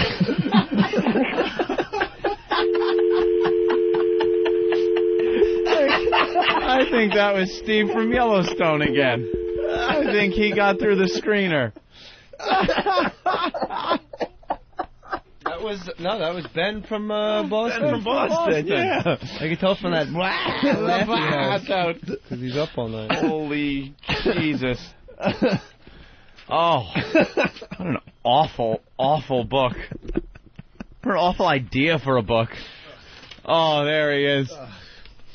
Jimmy, you missed a couple of funny phone calls. Steve from Yellowstone called again, and Ben from Boston. They're very funny when they call in, and you're never here. Where's the guy? Oh, he hung up. Yeah. I felt it's AIDS Day, and they got to keep the theme. That's AIDS. We should be signed with Arthur Ashe's prick finger. Oh, you're a horrible human being. That guy sounded like he was from like Franklin, New Jersey, and shot deer or something. Yeah. Where was he from? Just forget it happened. California. Just forget it happened. Just get it out of our minds. Oh, it hurts my throat. Yeah, that's my name. Stealing Closey. It doesn't even mean anything. It's like fucking. That's his porno name. Pat Mine. Well, who was the James guy in the back? Huh? Who was the guy in the back? Did you guys ask? A college roommate or something? Yeah, there's nobody. All right, we're going to take a break. Jay Moore's in studio. It's AIDS Day, so we got a little sing-along for everybody. So that's why I'm here. What's the matter, Hawk? Everyone laugh at Hawk. What he are missed you doing? his cue. He missed his cue. No mouse using faggot. Everyone has AIDS. AIDS, AIDS, AIDS. AIDS, AIDS, AIDS, AIDS, AIDS, AIDS. Everyone has AIDS. And so this is the end of our story. And everyone is dead from AIDS. It took from me my best friend, my only true pal, my only bright star. Well, I'm gonna march on Washington, lead the fight and charge the brigades. There's a hero inside of all of us. I'll make them see everyone has AIDS. My father, AIDS. My sister, AIDS. My uncle and my cousin and her best friend, AIDS. The gays and the straights and the whites and the spades. Everyone has AIDS. My grandma and my dog go blue. The Pope has got it, and so do you. Come on, everybody, we got quilting to do. We're gonna break down these barricades. Everyone has AIDS, AIDS, AIDS, AIDS, AIDS, AIDS, AIDS, AIDS, AIDS, AIDS, AIDS, AIDS, AIDS. Like sands through the hourglass, so is the Oladay virus. I'll tell you, I've had like horrible potty training stories. I had one with my daughter. When my first daughter, my daughter's like 21 now. But when she was young, I guess how old are you when you're potty training? You're almost 2 years old. Depends on the chromosomes. Right. But she's my wife was really into the potty training, and read all the books. And you have to, after she pees or shits in the potty, we all have to applaud, and everybody was around. It's a big deal. She's just about potty training. And my wife says, I was going out one day, and she says, you take her with you. So I have this baby in the car seat, and she's just a little girl, a little baby, and we're out someplace, and she says to me, Dad, I have to go potty.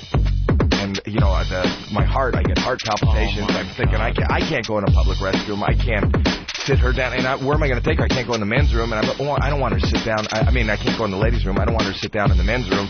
So I said, honey, you know, can you hold it? Is there any way to hold it? And she goes, you know, the baby. Yeah, yes. She goes, I'll try, Daddy, because she could see the horror in my eyes. She goes, I'll try, Dad. So I put her in the car, and I put her in the car seat, and we're driving down the Ventura Freeway. I live in Los Angeles. We're driving down the Ventura Freeway, and she goes, from the back seat, I hear, Daddy, I can't hold it. I go, okay, honey, we'll pull off here, and we'll go to the gas station or something. She goes, no, I can't hold it. I go, okay, fine. So we pull over to the side of the freeway, the side of the Ventura Freeway, this public freeway, and I pull out, and there's like hedges on the side of the freeway there. So I get her out, I unbuckle her from the car seat, and I put her in my arm, and I go over to the hedges, and I take one step over the hedges, and I don't realize it's a gully, it's a ravine. Oh, my God. So I step, and I slip on my back, I fall on my back, and I start hurtling down this mountain, down the side of the Ventura Freeway, and I'm holding the baby, I'm coddling her on my side, she's screaming, I'm yelling, the twigs are breaking, there's mud, my pants rip, it cuts my ass, and I end up at the bottom of this gully in this horrible, like infested kind of wet puddle, and I'm bleeding, and I'm in this gully, and I'm holding the baby, and she's crying, and I kind of stand up, and I hold her in front of me, and she goes, I gotta go, I gotta pee. I go, okay, all right, and I look, my wife had put her in some sort of like a jumpsuit kind of thing, so I unbuckle the thing, and I pull it down around her ankles, and I'm holding her up by the armpits in front of me, and I go, okay, honey, go, and she goes, I can't, I'm gonna pee on my pants, I'm gonna pee because her legs are down below, and this is the first daughter, I've never really, I grew up with brothers and everything. I said, okay, all right, just put your feet up on my shoulders, up on my neck. I'm holding her in front of me, like face to face. Put your feet up on my neck, and then I figured, you know, your legs are out toward me, and then you'll pee down into this. Cops saw this, you'd be shot, by the way. Right. So her feet are up on my neck, and I go, okay, go. Well, I didn't know that it seems like with the vagina that whatever way your feet are aiming is what way the fluid goes. So she goes, and then all of a sudden it's in my face. She's pissing in my face, my fucking mouth. In my mouth. I'm screaming like a woman. And my ass is bleeding. I'm standing in a puddle of the sewer. This is for a guy who didn't want to go into a public bathroom. Right. And I start to scream, and she's screaming, and it's all over her clothes. And she goes, I got it on my clothes. Her fucking clothes. It's in my fucking mouth. So I'm trying to be a good dad, and I take off the bottom of her pants, and now she's naked, and my hands are covered in the mud and the blood. So now it's all over her, and I'm filled with piss. She's filled with piss, and I try to climb the hill. Now I'm climbing the hill, and it's mud, you know. And I get up like five steps, and then I slide back down the hill, and she's crying, and I'm almost crying, and I can't breathe, and you know, my heart. I think I'm going to have a heart attack. Finally, after it seems like an eternity, I get up on the freeway, and I come through the hedges like 500 feet from where my car is, and I'm standing there, and I'm bleeding, and I'm covered in mud. She's crying, and there's piss, and there's blood, and a car slows down, and I got a naked little girl out of the hedges, and the car slows down, and pulls down his window and goes, Are you Howie Mandel? Opie and Anthony, the virus is spreading.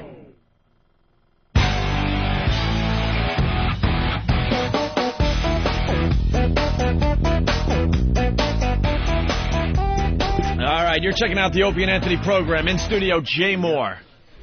What the hell happened? What happened to the music? I was feeling the flow of that song. Who shut that off? Hawk? Nah, something happened with the computer. I love getting Hawk wasn't near any piece of machinery, and I said his name like that, and he put his hands up in the air like it couldn't have been me. There it is. Delette crashed. I was kind of feeling it, man. Delette crashed. Jay, what are you doing in New York, by the way? We don't have to plug anything, right? No. You never come here to plug. We understand that. I killed Michael Irvin on my SI.com article today. Oh, yeah? Call him a lying fucking you-know-what. Yeah, he got caught again. Yeah, and his answers are no good. I was looking at your Wall of Fame over there with the hot broads. Yeah. And that girl, the Charisma Carpenter. What? Charisma. The one from Buffy? Yeah, I'd pee in her ass. And then we saw Britney Spears. Pre-pregnant Britney. Commenting what a fucking wreck she is, and she's married to that nigger. Jesus. Kevin Federline cornrows his hair for the cover of People like he's fucking Bronson Arroyo. Dude, the guy is great though, man. Have you heard his music? You probably, you're knocking him without hearing the music. Shut up. He's good, man. He's gonna be the next Eminem. Shut up. Do you have any Ken Federline? I mean, that Jay can knock the guy, but he's good. I like him. He's Ken really Federline? Yeah, what's his name? Or Kevin. I like when Jimmy takes the pop culture test. Yeah, it's. But then he gets Club us back. Soda Kevin. I was reading in page 6 that Scott Stapp, former frontman from Creed, showed up drunk to Celebrity Poker. I hear he's a complete asshole, by the way. I'm in town doing the NASCAR Awards. I host the NASCAR Awards every year. Yeah. I don't know what network it's on or what time. I don't know. Probably Spike, I bet you. And what is it, Charlie? TNT? All right. And Scott Stapp performed last year, and they go, please welcome the former lead singer. First of all, he did fucking Creed songs with him and his little, like, solo band. Yeah. And we're backstage, and all night I'm backstage. Charlie produces the show. I'm backstage at fucking NASCAR going, hey, mocking the guy. And I swear to God, we're backstage, and there's a fucking piano backstage, and I go, hey, man, what's up? And he goes, what's going on? I go, oh, I thought you'd be wearing leather pants, like just fucking around. He goes, I was going to, but they're a little too tight these days. 2 seconds later, that's how he's warming up.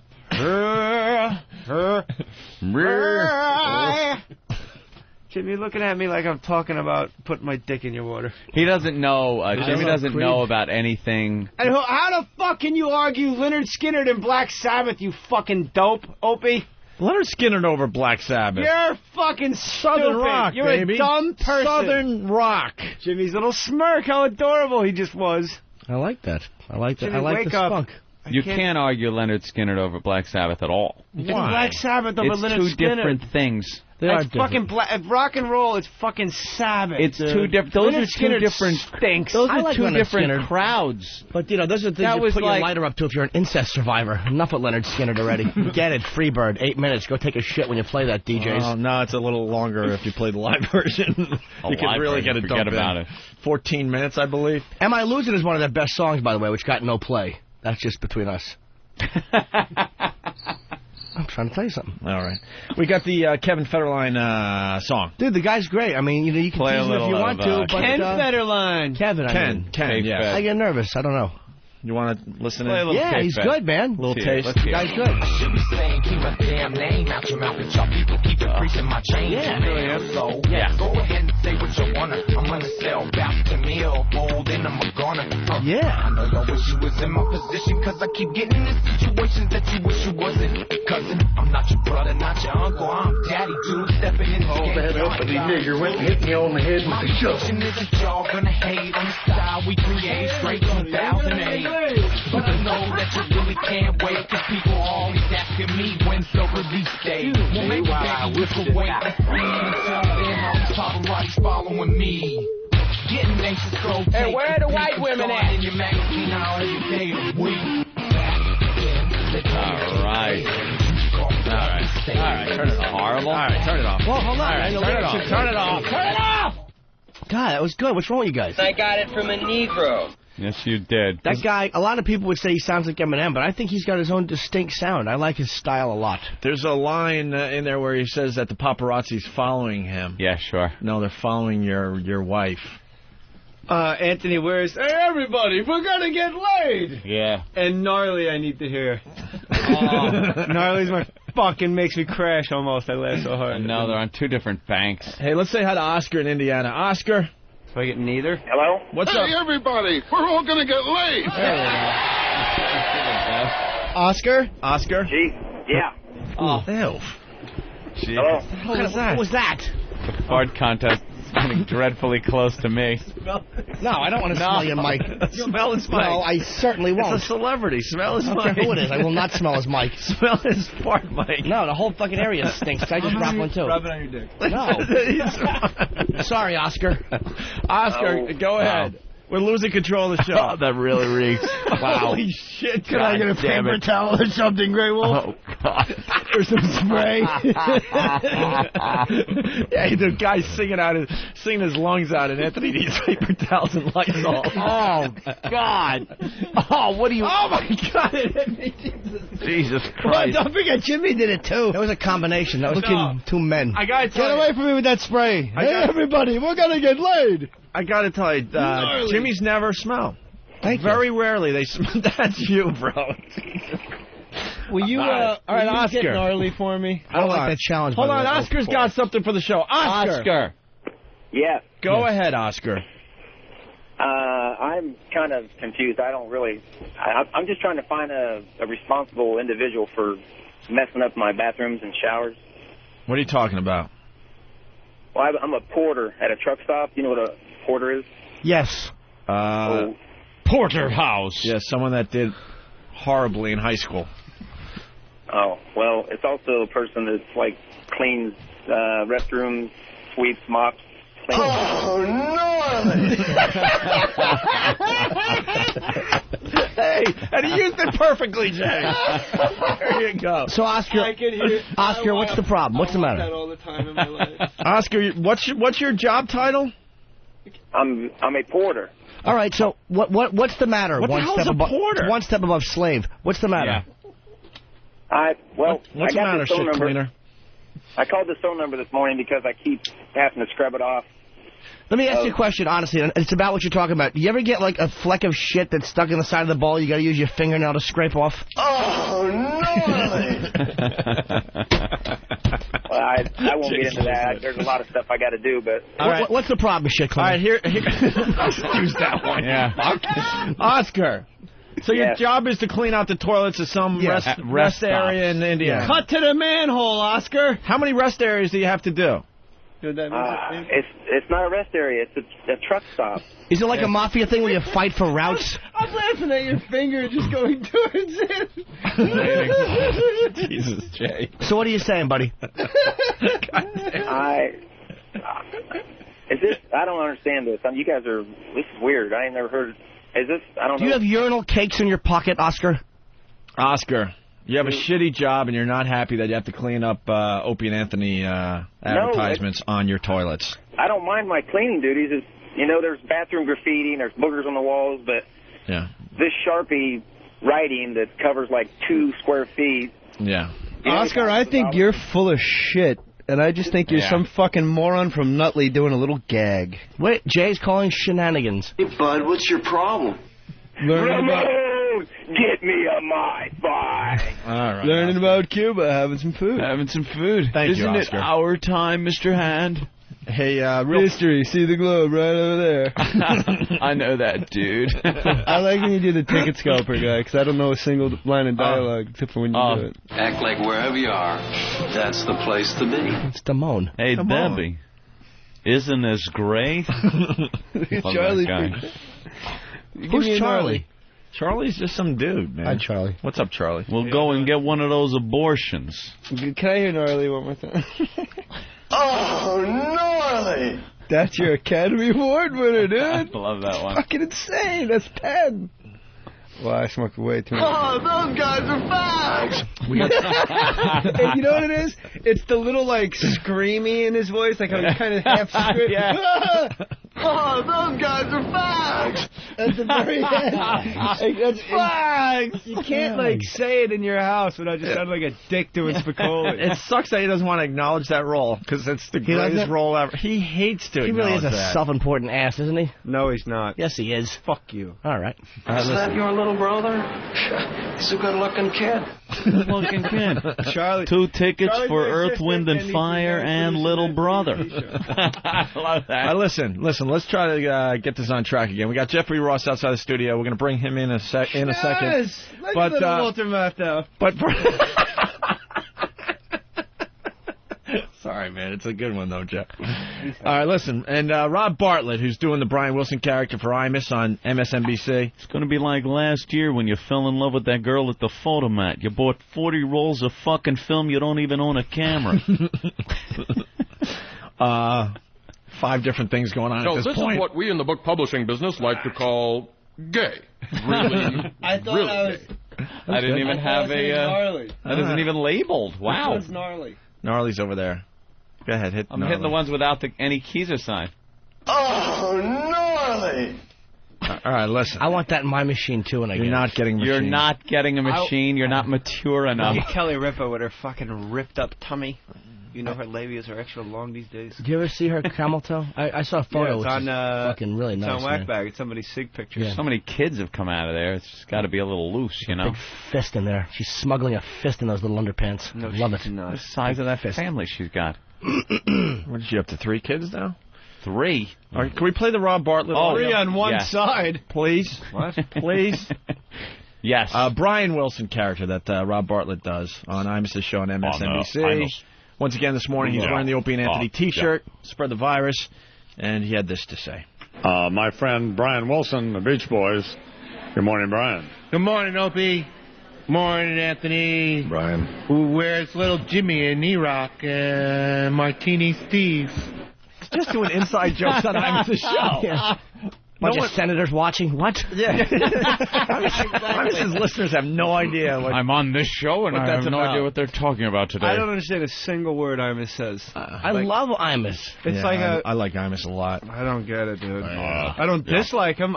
He surrounded himself with some great talent. All right, and then Brian Wilson had this to say.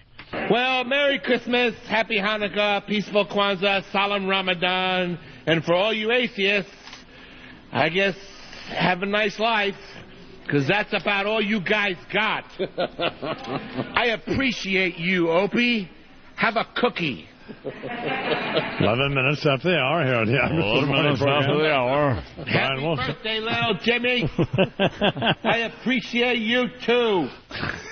What is he doing? I love it. All right, well, getting more plugs on MSNBC this Thank morning. you, Mr. Bartlett. Thank you, Mr. Imus, as well, for allowing that to How come happen. Charles McCord doesn't help us out? That really bothers me. The other day he said he loves this program. Does he? Yeah, he said I was that a little hurt by that. the other day. Where's Jeffrey Ross? Let's see what he's up to as well. Jeffrey? So Jay's doing the NASCAR thing. Will you pull up SI.com so I can see if it's on it? Jay, can we hang out sometimes? No. Hey, Jeffrey. I want it. I got to call Ben for your phone number. I'll give you my number.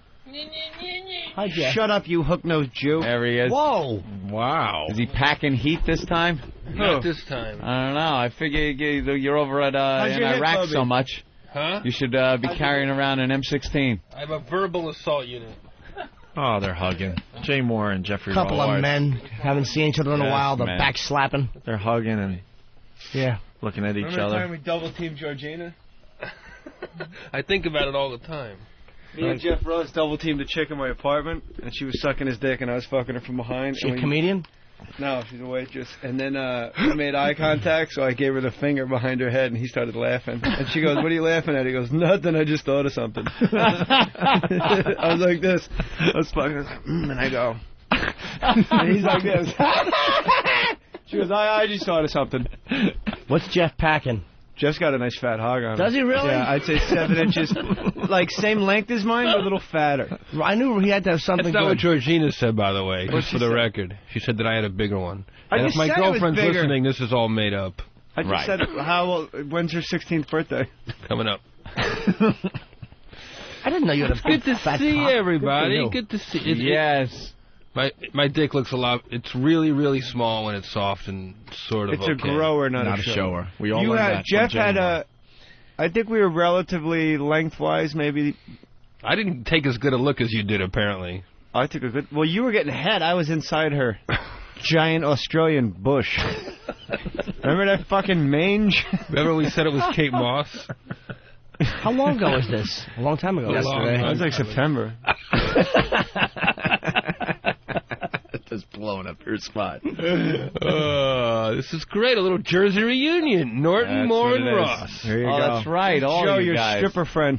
He's doing good. He's a fireman in Irvington. Badlands license plate still. Yep. What's that about? Had a baby. He's doing good. Yeah, okay. Ooh. Little inside stuff. Yeah, that's always good when you're doing the little national talk show. pre-O&A. Hey. O&A AD. Pete in New Jersey. Pete. Hey, Jay, you going to be funny on Friday for the awards this year? Because you weren't really that funny last year. Jesus. I was all right. I think Jay does a good job at that. Take it easy, Pete. Yeah, Pete. Well, you know, did pretty good, but, you know... How would you have done? How would you have done, Pete, with NASCAR sponsors breathing down your neck, and you're not allowed to mention hillbillies or anything? Well, you just got to make fun of Jeff Gordon. He's too short. Mark Martin, all those guys, you know. That would fucking. Wow. God damn, he is short. Give me one. He is short. Fucking Jeff Gordon short fuckers. What's going on? How's it going? Shut up, you fucking faggot. Go fuck your mother's cunt. You dick. Jeff Gordon short. Fucking, what's up, fuckers? Hey, turn down your radio, Pete. Stop listening to yourself, he wants Pete. to listen to himself be insulted. Yeah, I'm going to listen to Anthony call me a douchebag. Hey, Pete, give Jay some more material for his NASCAR Yeah, what gig. else should I do? Turn down your fucking radio, asshole. This ain't Mike and the Mad Dog. We'll be back on the Flash after this. You're just alive with the Flash. Pete, turn down your radio, Pete. It is down. You can hear it on the replay. Turn your fucking radio off. Oh, no, that's not that radio. It's a different radio. Oh, it's a different one. Turn it off. I live in a land of many radios. You're a liar, Not Pete. the one we were telling you to turn down. It was the other one. Welcome to Pete's Radio Land. Emergency services. All right, give Jay more NASCAR material. Come on, you had the short guy. You had the short guy. What's another funny NASCAR joke? Last year I said Kyle Busch looked like Peyton Manning. You just fucking laughed, and then you just said I wasn't funny. That's true, Pete. You said I wasn't funny, and now you just laughed at a joke a year later. Come on, you got anything about a pit crew fire or something? Yeah, Pete, come on, more material for Jay. Go. You know NASCAR. Let's go. What do you got? I don't know. I'm not a comedian. I'm just a critic. There it is. He's not a comedian. Neither's Jay. It hasn't held him back all this time. Let's go to Ryan in North Carolina. Now we got the calls coming in for Jay. Ryan? Hey, boys. How you doing? Hey. I work for NASCAR, actually. I want to know if Jay's going to address the Kurt Busch drunk driving incident in Phoenix. No way. It's not stupid. I think it's kind of funny. Yeah, it's hilarious. Hilarious. What happened anyway? Keep a job. We don't know much about NASCAR, Jay. He got arrested for DUI.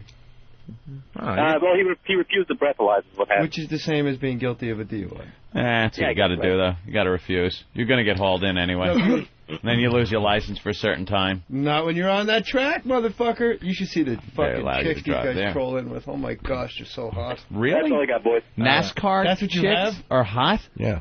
Yeah. Really? Dude, the guy gets handed a $5 million check on stage. That's not including, like, his yearly salary or any sponsor exemption or anything. It's like, hey, you took 5th place. Here's your $3.5 million check. Bye. Jesus. Yeah, they got to walk around with like an advertisement with those ridiculous uniforms that say Exxon. Why are you so negative, Josh? Jeff, that is true. Negative. Try to weasel my way into the conversation. Poker players are handed that shit, and they don't have, like, hot groupies. It's because of degenerate gamblers. Except for Annie Duke. See the rack on her? I don't think that girls she like those guys from who the risk start, their or you lives. think she put those in? I think she had them lowered. What's wrong with advertisements? That kind of money? I don't walk around with a serious dog in my face. Fucking $5 million. Let's go to Eric in Fort Lee, New Jersey. Eric? Hey, good morning, Jeff boys. Ross is at Caroline's. Jay, I saw your girlfriend on Monday, on that show. Wanted to put my cock between her tits. She's so good looking. Oh, this is a nice compliment. Certainly is. Guy. What a good guy. Not a nice... Are those real? Jesus Christ, fella. Eric. Come on. All right, thank you. Let's go to Trucker Mike. Trucker Mike, what's up? Hey, how you doing? Yeah, I just wanted to tell you, Truckin' Bozo was giving you guys props on the show yesterday. Basically saying how much of a no talent that Howard is and that you guys would blow him away. Might make a good guest for you one morning. The Trucking Bozo. That? Yeah, we should get him on the old horn. That's a big channel, right? I don't know what he does. I think I listened to him once. He talks about like gas prices and stuff, I think. Yeah, he's on the trucking channel. He's on 171 there. You got a nice plug for the show there, Ope. Yeah, I know. I think it's about petrol. I think he tells you where the cheap gas is around America. I don't know. What time is he on? He's on, I believe, from 3 to 6. Okay. And I think he's organizing some kind of convoy in the near future. Oh, yeah, there's a bunch of that. Got us a convoy. He might be entertaining We're for you. Spider Mike. All right. Thank you. Well, Alex. So, Jay, are you still begging to get on Howard's show? Are you still calling him up and begging and begging? Jeff Ross, where are you going to be this weekend? Caroline's. What's that phone number? 212-757-4100, guys. Who's opening for you? I don't know. Oh, I don't know. That's all I got. What night you there? Wednesday? Does it matter? Tonight through Saturday? No. Tonight through as long as Sunday. it's not Bonnie. Oh. Why? Why does everyone fucking go, oh, I didn't say oh. Come on, It dude, is she's Rich hilarious. Voss's wife. I do think Bonnie's It's out funny. of respect for Rich. This is why I hate Voss's guts. She told Howard I groped her. Really? Yeah. Jay, why don't you come by tonight and practice your monologue? So maybe you'll do great. Oh. I'm just saying. Jay Moore will be at Caroline's tonight with Jeffrey Ross. But I couldn't tell you why I wanted to hate Voss's guts. Go ahead. All right, why? Because we're doing a New Year's Eve gig together in Philadelphia. Tickets are not on sale yet. We're doing the Tower Theater with another third person. Oh, who books that? Well, hey, you know, I gotta. So I'm talking to Voss. I'm like, let's do New Year's Eve together. The first thing this fucking worm says to me is, "Can you get Bonnie on that?" They're like the new Steve Lawrence and Edie Gourmet. They cannot perform alone. They're like the uglier Kimmel Silverman couple. They're going to destroy each other's careers. They cannot be alone. You hear Rich plugging his shows on here, and it's like, me and Bonnie. She did HBO and Letterman. Their comedy team should be called Bonnie and the Jewish Anchor. He's a fucking lead tie. Dueling middles. Middle. Hey, guys, we got Bruce in Montreal. Bruce. Good morning, boys. Good morning, Bruce. Hi, Bruce. Are you listening legally on XM Canada? Up there? Oh, I am not. Ah, another illegal guy. I'm going to turn you in. Buddy in Charlotte got me in about 8 months ago. Really? Oh, cool. All right. Do you know about XM Canada, sir? I do know about XM Canada. All right. You don't see Sirius anywhere. All you see are XM stuff all over the circulars and tablets. Of course. Yeah, XM is kicking ass already in Canada. All right, what do you got there, Bruce? Got material for Jay. Okay. A sinful nym for NASCAR. Okay. Non-athletic sports centered around rednecks. Not bad. Okay. It's not bad. Shabby. Not funny, but not bad. Yeah, it's not funny, but it's accurate. It's one of these. Oh. Made you think. I got a good one for NASCAR. National Association for Stock Car Automobile Racing. That's funny. Whoa, Jay, come on. Fucking think of that. They'll never let you get away with that. All right, let's go to Louisiana. Alex? What do you want, tears from my eyes? All right, Alex, go. Hey, Jay, I got one. How about a guy that gets arrested for drunk driving named Kurt Busch, then goes on to drive for Miller, Bush, you know. Oh. It's impossible. I'm trying to tell you that. What do you want? You want the tears to come out of my eyes? Give me 6 weeks. Great in that. Are you, I just watched it again. You're trying to give Jay material, huh? Yeah, I think that's a dead-end fucking way The drunk to go. driving thing? No, giving NASCAR material. Yeah. Well, but the whole Unless you the just whole showed how thing is funny everyone is. a guy named like Bush doing driving that. for Miller. Yeah, we get it. We get it. I'm not sure. Wait a minute. You're saying that the guy drove for... You're saying the irony is that his last name is Bush, he gets pulled over for drunk driving, and then he drives for Miller. You're saying that there's a whole alcohol tie-in? Absolutely. You stink. Maybe it was his delivery. Tell it with a little more confidence. Yeah, could you try it again, sir? No. Why not? Why not? Man, I listen to y'all like 4 hours a day. Come on, man. He knows. A little pizzazz, would you? All right, listen. Go to SI.com and read my article about Michael Irvin. Can we just read it on the air? Yeah. Yes, by the way, there's actually a really funny part with the article where Irvin responds. Michael Irvin does respond on MySpace/Jim Norton. No, he doesn't. So what? What? You can't have Michael Irvin respond with a whole bunch of racial epithets? Jimmy Norton. Is that something I should get into? MySpace Yeah, site. you should. It's cool. What do you do?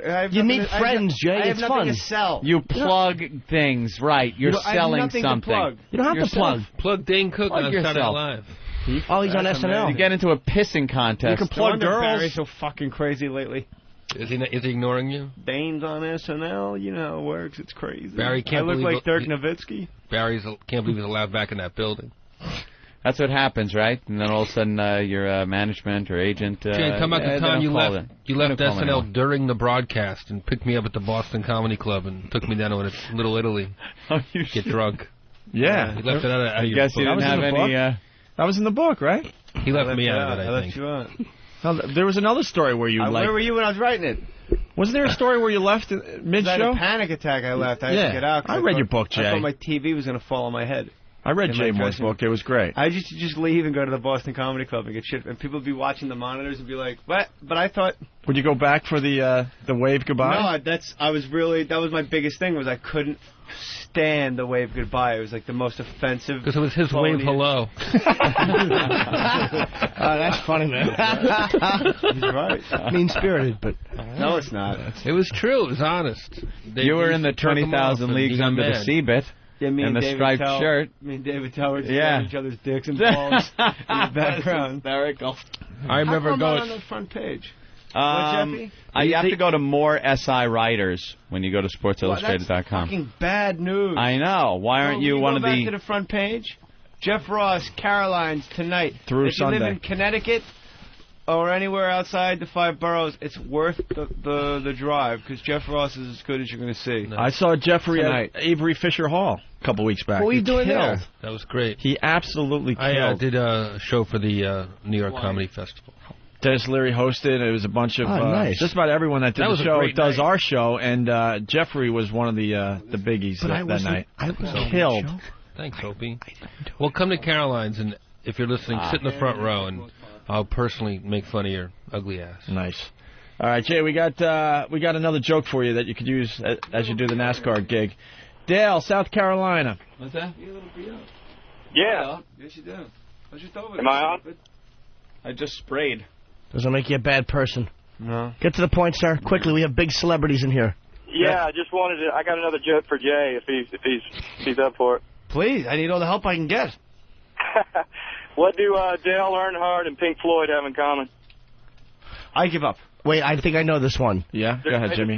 Hold on. Jimmy's going to I'm trying to tell you the question. answer. Jimmy's going to answer the question. Okay, spoil it for me. Go. They broke up and then got back together because there was a broadcast recently. No, the greatest hit was The Wall. It's horrid. That would go over well. Jay? Make a splash. Yeah, why not, Jay? Wait, dude. Let's go to Mike in Illinois. Mike? Hey, guys, how you doing? Hey. Hi, Mike. Hey, that joke that your cocksucker just said there in South Carolina, that was on Mancow 4 years ago, so that's old. Oh, man. All right. Did you say that cocksucker right there? That cocksucker? That cocksucker. Hey, Which Belushi are you? I was just at the race in Homestead there, Florida, a couple of weeks ago. Yeah. There are hot chicks all over. You guys got to get to a race if it ever comes to New York there. I think we were supposed to do one of the races. Richmond or something. I don't know what happened with that. Yeah, what happened? I don't know. We were supposed to broadcast live. We thought it would be pretty cool to do. Who cares about this NASCAR bullshit? It's pretty big out there. I haven't said a word about it. I think NASCAR is very popular, and although I don't enjoy the sport, I think we have to acknowledge its popularity. Very popular. It's been popular for 10 years. Sports Illustrated 10 years ago said it. Popularity. I just wanted to make a funny noise with the word. Let's go to Nashville. To honor its popularity. John, Nashville, what's up? Hey, he could do Christopher Walken doing NASCAR broadcast or telling them, gentlemen, start your engines. That's good. Are you trying to set up Jay Moore? I'm trying to set him up. He's too busy reading the newspaper. Maybe you could do this, sir. Maybe you could do a funny thing about NASCAR and how, like, Harry Chapin would be good if he wasn't on the LIE that day. Ha ha. All right, punch it out. Thank you, sir. You're a dullard and an ass. He laughed at your joke. He liked it. I wish he was here. I'd like to tickle his ribs with a fist. Tee. Hey, we got the Howard Stern audio. Oh, we did? Yeah, Eric got it. E-Rock got it for Jay Moore. E-Rock. Howard Jay calling, Moore begging to be on my show, Robin. Howard calling Jay Moore a loser. Hey, Mitch, you're on the air. Yeah, I just wanted to let you know that Jay Moore ripped off one of your bits on Jimmy Kimmel last night. Ooh. Oh, no, here we go. And listen to that rat just calling in with false information. This guy's on my side. This is great. Was he? No, this guy's totally into me. What happened? I forgot how this went. No, he's setting up Howard because he knows. This guy kills Howard. This guy's a fan of mine. Yeah, he knows. Oh, great. He knows all you have to do to get on the air is to say someone was ripping you off, and then, of course, you're going to get right on the show. And Howard buys it. Hook, line, and sinker. Hey, Mitch, you're on the air. Yeah, I just wanted to let you know that Jay Moore ripped off one of your bits on Jimmy Kimmel last night. What do you do? He was actually breathing while he was telling one of his jokes. Kind of like you do. I think you invented that. Yeah, boy. Hey, Jay, why don't you stop calling? Oh, boy. You hear the hole? You hear the hole in the background. That's all she's boy. got. Oh, boy. The worthless twat. Oh boy, one of these. Can I have one or two? Yeah, that's worth. Oh boy. Guy that That's worth $1 million a year. Company. Thank you. Oh boy. Oh boy. Too bad. All right. Focus, Jay. Focus. Focus. Hey, Jay, why don't you stop calling the show? You're not coming on ever. It's me. So he thinks that's you? I'm that guy. He thinks I'm Mitch. Go Stop back. calling the show. Did you hear the Jeff? He thinks I'm going to call her the fake guy. He's so full of himself. It's just a listener, and Howard thinks it's actually Jay Moore. You guys know my voice as well as anybody. Yeah. Like, just imagine this is me. Oh, you want me to go all the way back? I just want to hear Why this did we guy's hang voice up on like him? it could actually be me. All right, here we go. Hey, Mitch, you're on the air. Yeah, I just wanted to let you know that Jay Moore ripped off one of your bits on Jimmy Kimmel last night. What do you do? He was actually breathing while he was telling one of his jokes, kind of like you do. I think you invented that. Yeah, boy. Hey, Jay, why don't you stop calling the show? You're not coming on ever. He thinks that was you. Yeah. Antagonizing. Yeah. He knew it wasn't you. He just didn't know how to get out of that because it was kind of an embarrassing reveal as to him complaining about everything. He knew it wasn't you. Boy. That's some good insight That's a from nice Jim plug. Norton. Good plug. Very good. That's a good plug. I'm going to watch the You NASCAR think you'd have show. more to do. Yeah.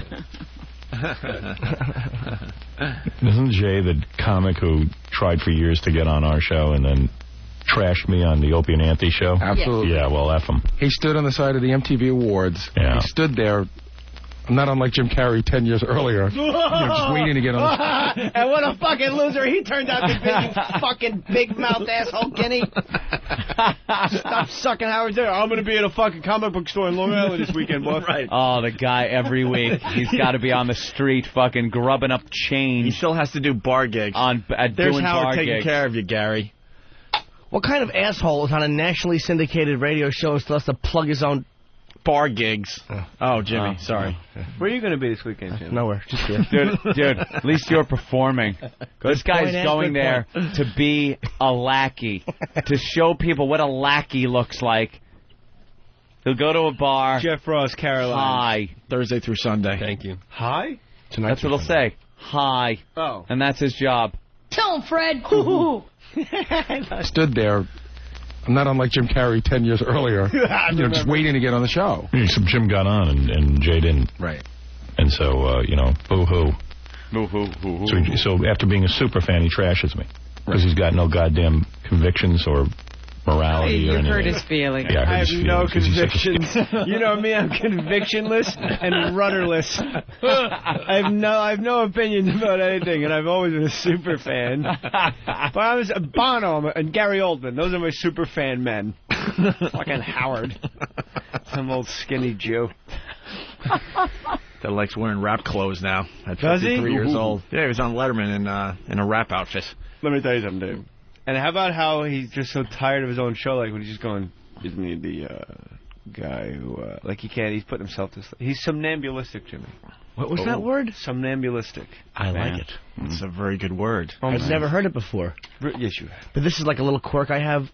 Like, I'll hear a word, then look it up and write it down and make it part of my vocabulary. Like, if I ever have a character in a movie, that's going to be one of his endearing qualities. Like Joe Pesci in the homeless movie would fondle rocks to remember things. Oh. Remember that? Oh, that was that Harvard movie. With honors or something like that? Yeah, it really got me. Steve, Long Beach, what's up? Hey, I got a joke for Jay. All right. How many NASCAR fans would take screwing a light bulb? How many? Well, you can find out on eatabullet.com. Happy birthday, Jimmy. Thank you, fella. Good plug. Oh, that was nice. That was a good one. Back to the audio. You hurt his feelings. Yeah, I heard his feelings because he's such a scary talent. Now he's doing Star Search. Great. Oh. Good luck.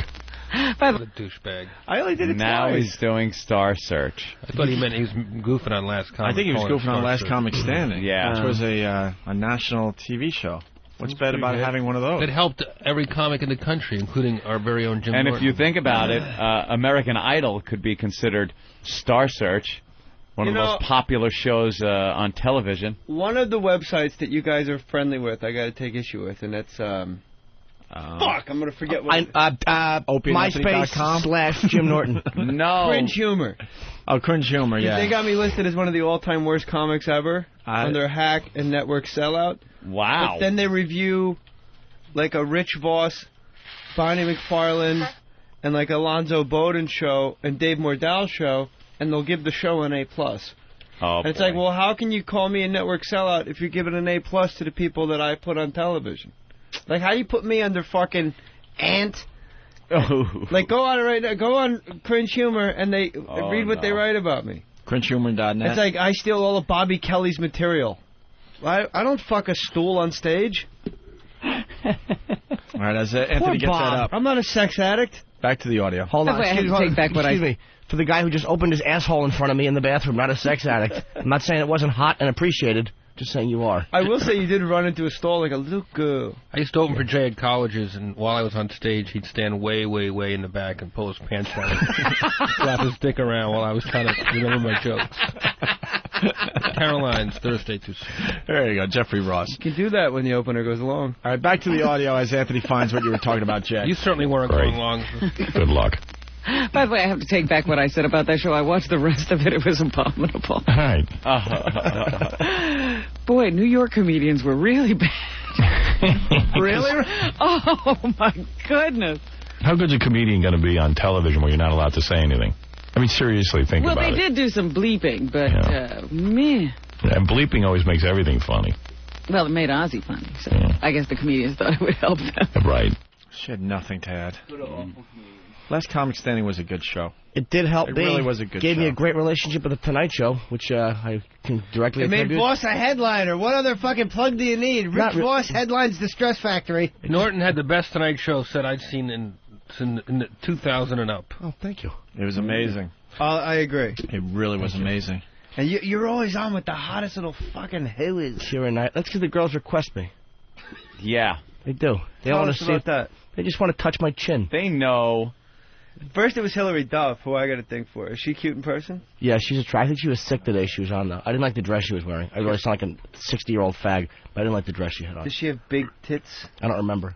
All right. You don't remember. I don't remember her tits. Jay Moore, here he is. All right, we found it. Hold on. Categories. Has-been, network sellout, traditional hack. Yeah. Jesus. Description. This hack, as I'm sure you saw on Last Comic Standing, was probably the wrong choice for a host of anything comedy-related. He is a has-been for his awfully unfunny stint on SNL. After seeing that, I don't know who in their right mind would let him back on television. Network sellout for trying to find the funniest person in America. He failed. He failed miserably and should be taken out back and treated like Old Yeller. Upon catching part of his Comedy Central special, it seriously made me wonder what I had done wrong as a human being. My Comedy Central special was exceptional. So far, it's a very mixed review. This was an hour of stolen and poorly reworked bits. The bit that stuck out in my mind was his massage bit. Seems like not only does he share an agent with Robert Kelly, his agent gives him Robert's act. And I'm pretty sure he could fall under the female category simply for the fact Jay is a massive cunt. Wow. He is second only to Lisa Lampanelli. Wow. Did you blow him off for a picture or something? Nothing. Who wrote that? His website, jmorelive.com. It looks like Jay also stole webmaster Kurt Iverson's stole a webmaster. Kurt for Iverson's this site. A fucking Mormon, by the way. Jay Moore has sampled more than Vanilla Ice. Who wrote that? Submitted by Blue Flame. You don't need a real name. You don't need accountability. You don't need to... It's Blue Flame. That's probably not his real name. I would think... It's his American Gladiator name. Blue Flame. Like, that's really... I mean, I'm in between Paul Mercurio and fucking Ant. Paul Mercurio categories simply sucks. Oh, wow. Who's on top of me? In this fucking double pen... Charlie Veracola. Oh! Yeah. How can I make that list? I'm a funny guy. Simply awful and gimmicky hack he falls under. Well, don't get too far from fucking me. That was amazing. I mean, come on. That was incredible. Wow. Am I in there? No, they like it. Nah, Richard Janney has been network sellout. Dat Fan, simply awful. He's not a ethnic comic, garbage. so he doesn't belong on that website. Lisa Lampanelli. Lisa Lampanelli's funny. Traditional hack, female. I dig Lisa Lampanelli. Traditional hack? Imagine Don Rickles with hideously misshapen breasts.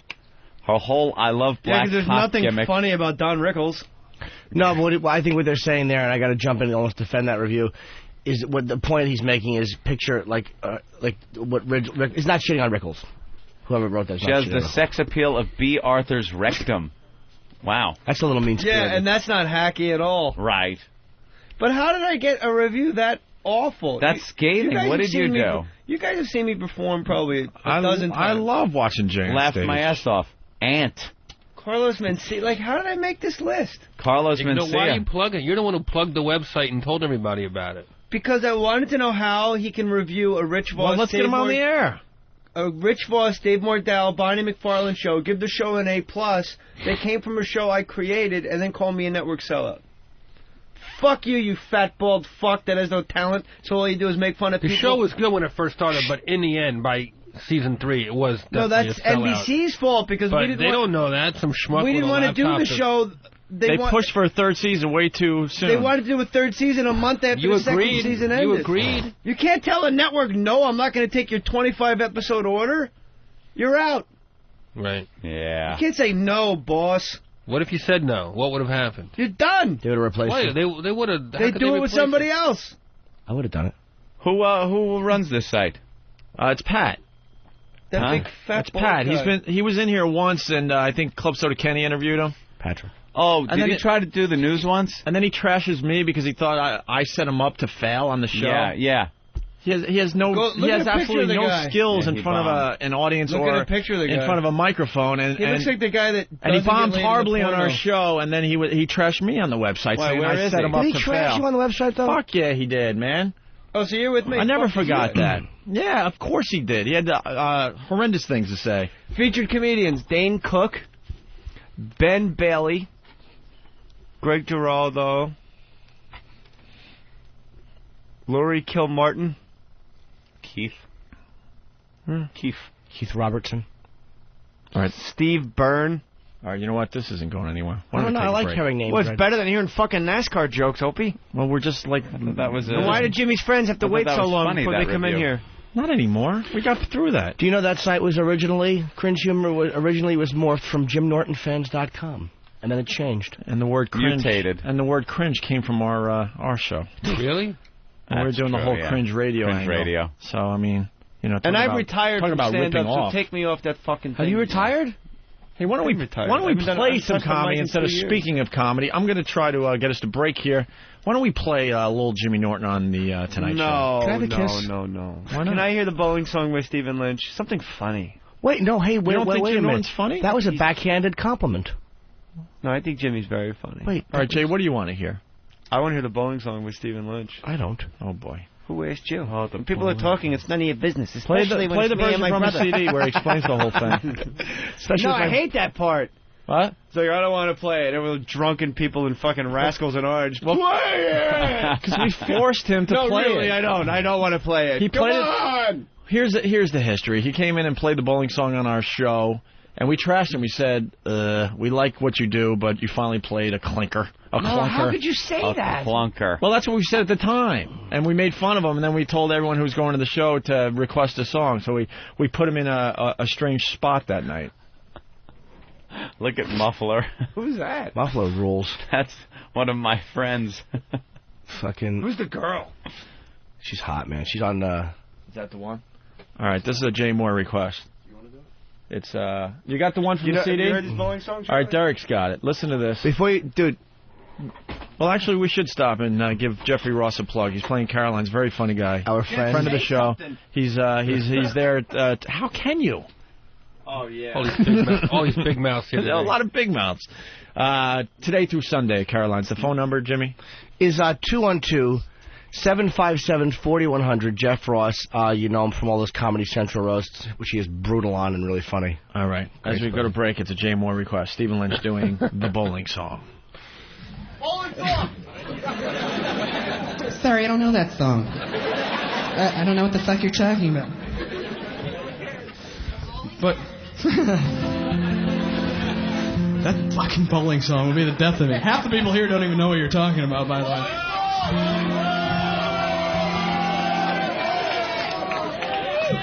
I wrote a song called Almighty Malachi, Professional Bowling God. I probably wrote it 10 years ago. It was one of the first songs I ever wrote, and one time I went on Opie and Anthony. And I had I had no new material, but I wanted to, plug a show, so I had to do something. And I reached back in the vault and I pulled out Almighty Malachi, Professional Bowling God.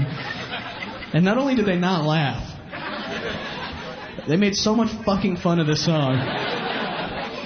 They just said they never played it again. And they made me play it yesterday on the radio just to humiliate me. So if you really want to hear it...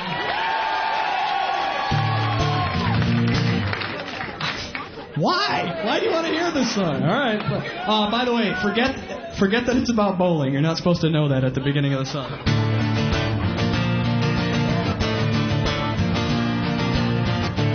I'll just play it fast. You watch me on your TV. Say that my job is easy. Say I am not athletic. You think my sport's pathetic. But you can't judge me till you walked a mile in my bowling shoes.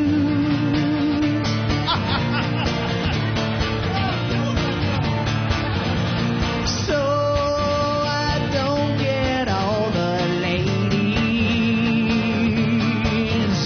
Got a mullet from the 80s. I'm known throughout the valleys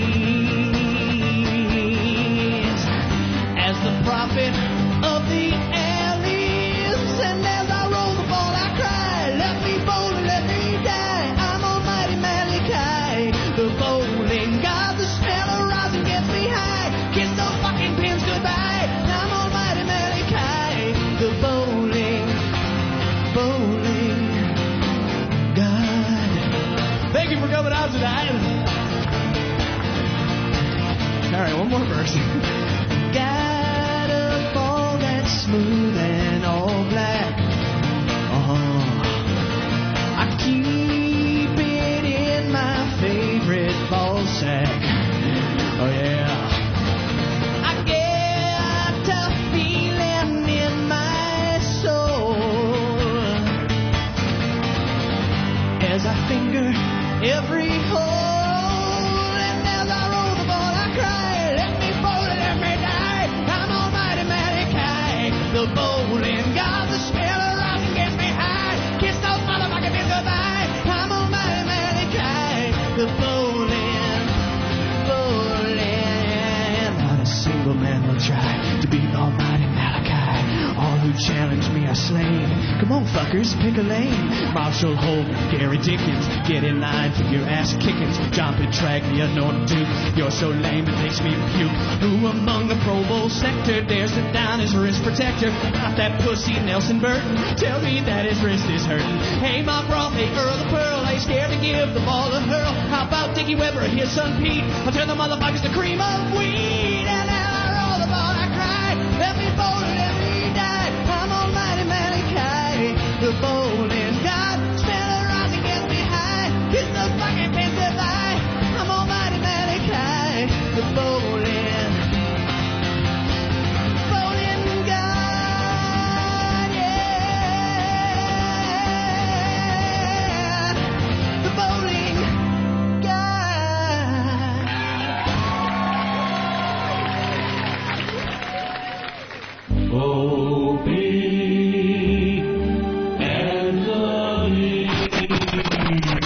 This is unpredictable radio. Holy crap! We need to remember that we are professionals in the entertainment industry. Look at you! Oh, man! Oh, my God, I'm a grown man and I'm being yelled at. You're idiots!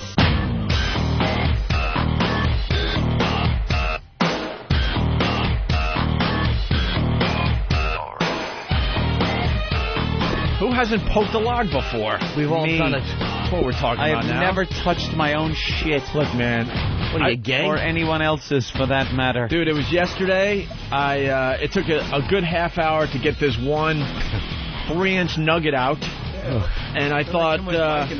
Huh? What are your lack of water dumps? Too much Vicodin? Vicodin. And I was a little worried. I'm like, why did it take so long for this to come out? It felt like I was like, as they say, giving birth. So I went for the poke to see if everything was all right, and it was like hard as a rock.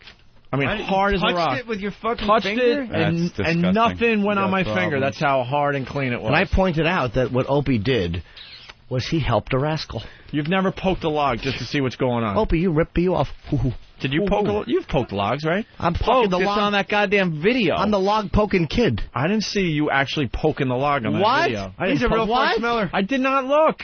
You didn't see help a rascal? He's flushing his toilet in his trailer. That's not me. I mean, someone, Midge me. No, you just said it was you. No. is trying to flush crap down the toilet, but it's one of those trailer toilets, so it's not in water. It's like the airplane where the bottom just kind of opens up. Yeah. And some liquid pours down. Yeah. And it wouldn't go because it was straddling the hole like a suspension bridge. And he took his finger and poked it. No. Yes, you did. I helped. Until it went down, and that was disgusting. It wasn't. I helped that little rascal along. You act like you've never helped a rascal. What rude. Why your help a rascal again? All right, well, whatever. Have you ever seen Help a Rascal, Jay? I'll get you a copy of it. Yeah, let Jimmy play it for you. All right, Jay's wandering around the studio, and we got a question finally for Jeffrey Ross, who's playing Caroline's this weekend. Yes. Tonight through Sunday. Jeff from New Orleans, what's up?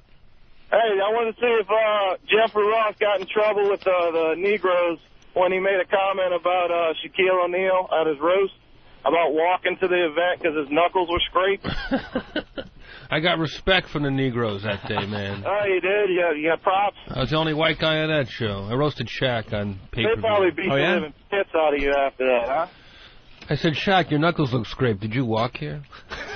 And you got away with that? Well, we've seen, you're amazing. I said, come on, I'm not trying to say Shaq looks like a gorilla, but I did see him try to peel the microphone. Best fucking comment, dude. That was the best joke. I was on the ground. It's amazing what he gets away with on those things. Yes, Jeffrey Ross at Caroline's all weekend long here in New York City. Rob on Long Island, what's up? Hey, what's up, guys? Hey, Rob. Hey, Rob. An old bit from the olden days at NEW when Jay Moore, the funny bastard, did Harry Carey and Anthony did Bob Murphy. I laughed at that for days. Oh, yeah. Punch it out, boys. You can probably find that on oavirus.com. Right. Remember? Good old Butch Huskies, not a head. Because we can't really play the old stuff on the new show. Hey, guys. I'm a fan. I got to interrupt. Yeah, thank you, Jimmy, because he's dressed and ready to go. We're going to lose our own Nathaniel for the rest of today. Oh, gnarly.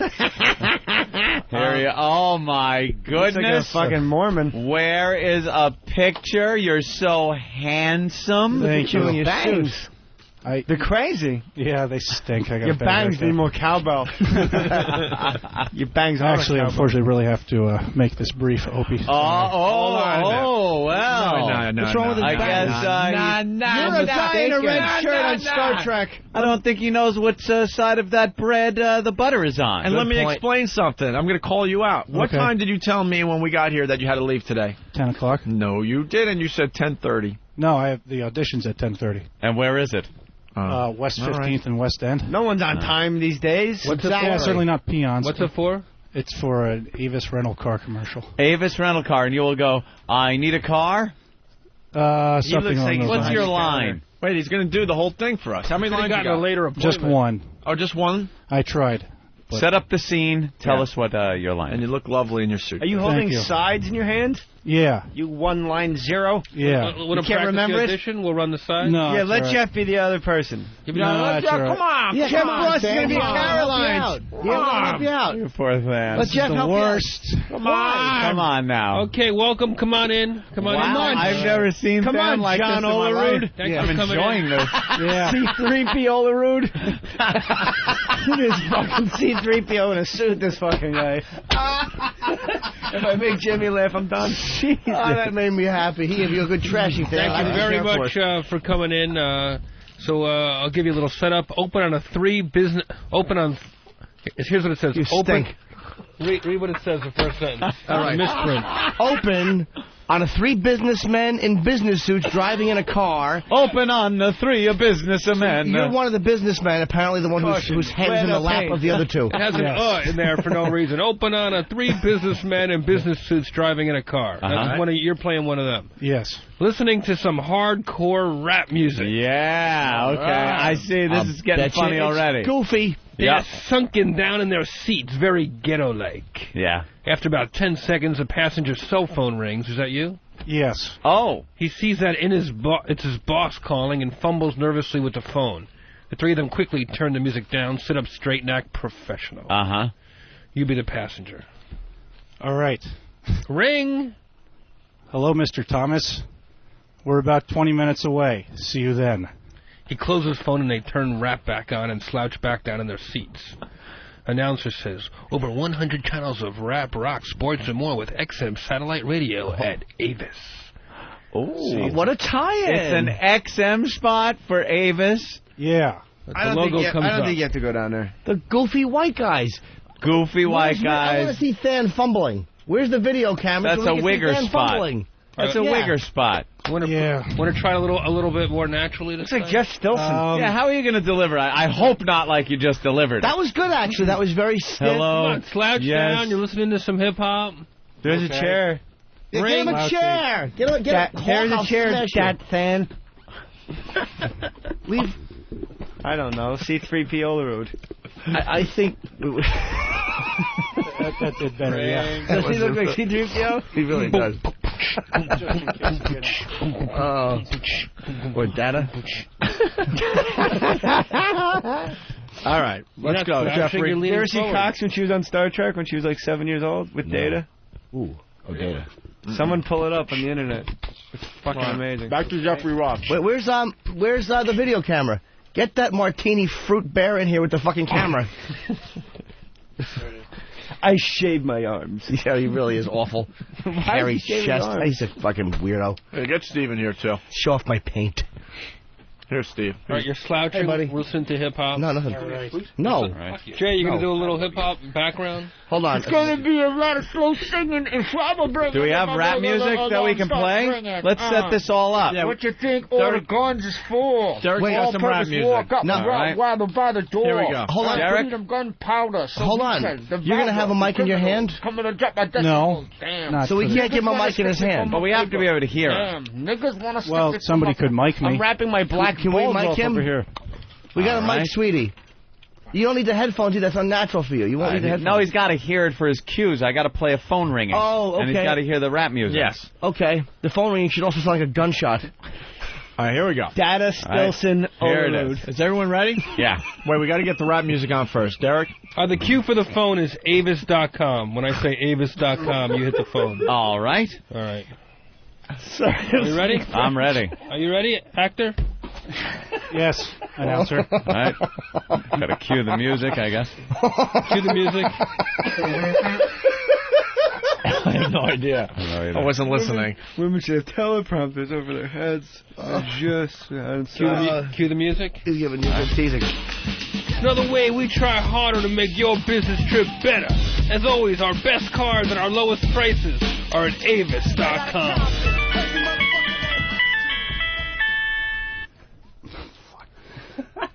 Yes, Mr. Thomas? No, it says, yes, hello, Mr. Thomas. Oh, God. And I don't think you say, oh, fuck, when you open the phone. And you're not dancing. You got to move a little bit. Like what happened? Be an actor. Was there a problem? Come on, Data. All right, was there a problem with the... All right, let's rewind. Let's get the rap music again from the top, as they say. Yes. He's not used to working without his batting helmet. Here we go. Cue the music. Oh, no, it's Master Luke. Take two. Just another way we try harder to make your business trip better. As always, our best cars and our lowest prices are at Avis.com.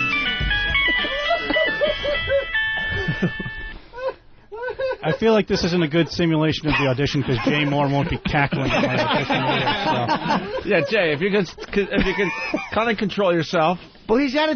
We're really trying to help him out for his audition. He's got to move a little bit because you're supposed to be slumped down and enjoying the rap. I know it's embarrassing here, No. All right, come on. This is fun. Oh, it's not Luke. Do that again. All right, listen. Let's. He's got to go soon. He's looking at the clock. He's very nervous. Hold on. The guy's very nervous. He's got to get there by 10:30. They might give the part to another retard. All right, here we go. From the top. Let's get this straight. From the top. Take three. Come on, James. I'm getting good sport points on this one. Come on, droopy dog. All right. And music. It's another way. We try harder to make your business trip better. As always, our best cars, our lowest prices are at Avis.com. Wouldn't you react to the sound of the phone ringing, or would you just sit there like a cigar store Indian? Holy Jesus. It's like the phone ringing. Oh, my God. Take 4. It's Master Luke. Take 4. Oh, no.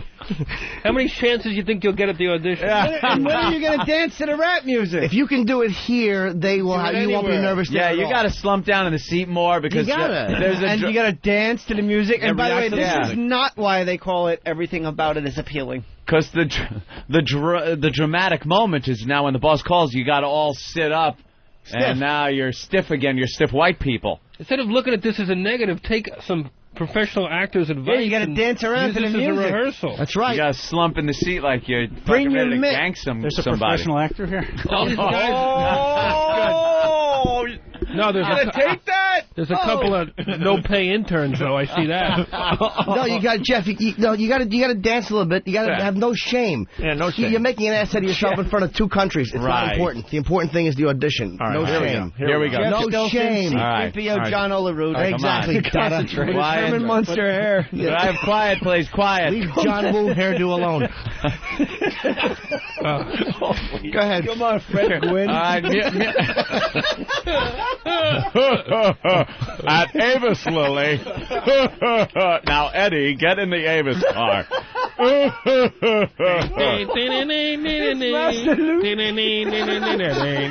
right. And all right, everyone, quiet on the set. Quiet on the set. Music from the top. Take 4. Lily. Take 4 or 5. We're at 5 now. Where's Grandpa? Easy in the basement.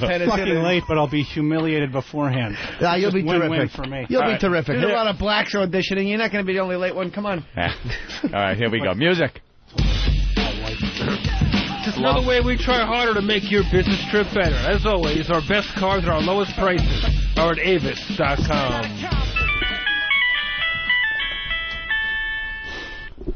Yes, hello, Mr. Thomas. We're about 20 minutes away. I'll see you there. If you fuck with me, the police are gonna have to come and get me off your ass. That's how I'm going. I'd like to see him again. Maybe tomorrow. I'd like to see him again. But I'm going to bring in some balls and mitts for you to sign. What was it like playing with Ricky Henderson in '92? What's the boss's name? Ricky played last year when a guy had a helmet on his head. Mr. Thomas. Yes, Mr. Thomas. I'll be down at the parlor in a moment or 2. Dragula's not starting today. Lily, get Grandpa. Eddie, get down from that tree. Penicillin. He's got to go. He's got to go. Herman, good luck with your audition. Oh, that might be Mr. Thompson. Hopefully it's not Mr. Thompson.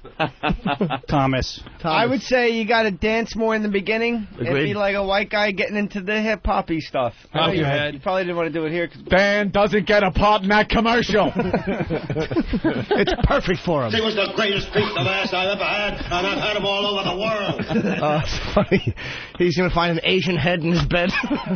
How did my audition go? Well, let me tell you something, my Krunk Mick friend. Dan. Hey, Dan. The only thing that would make me happier is if someone drives by and splashes mud on that dumb suit.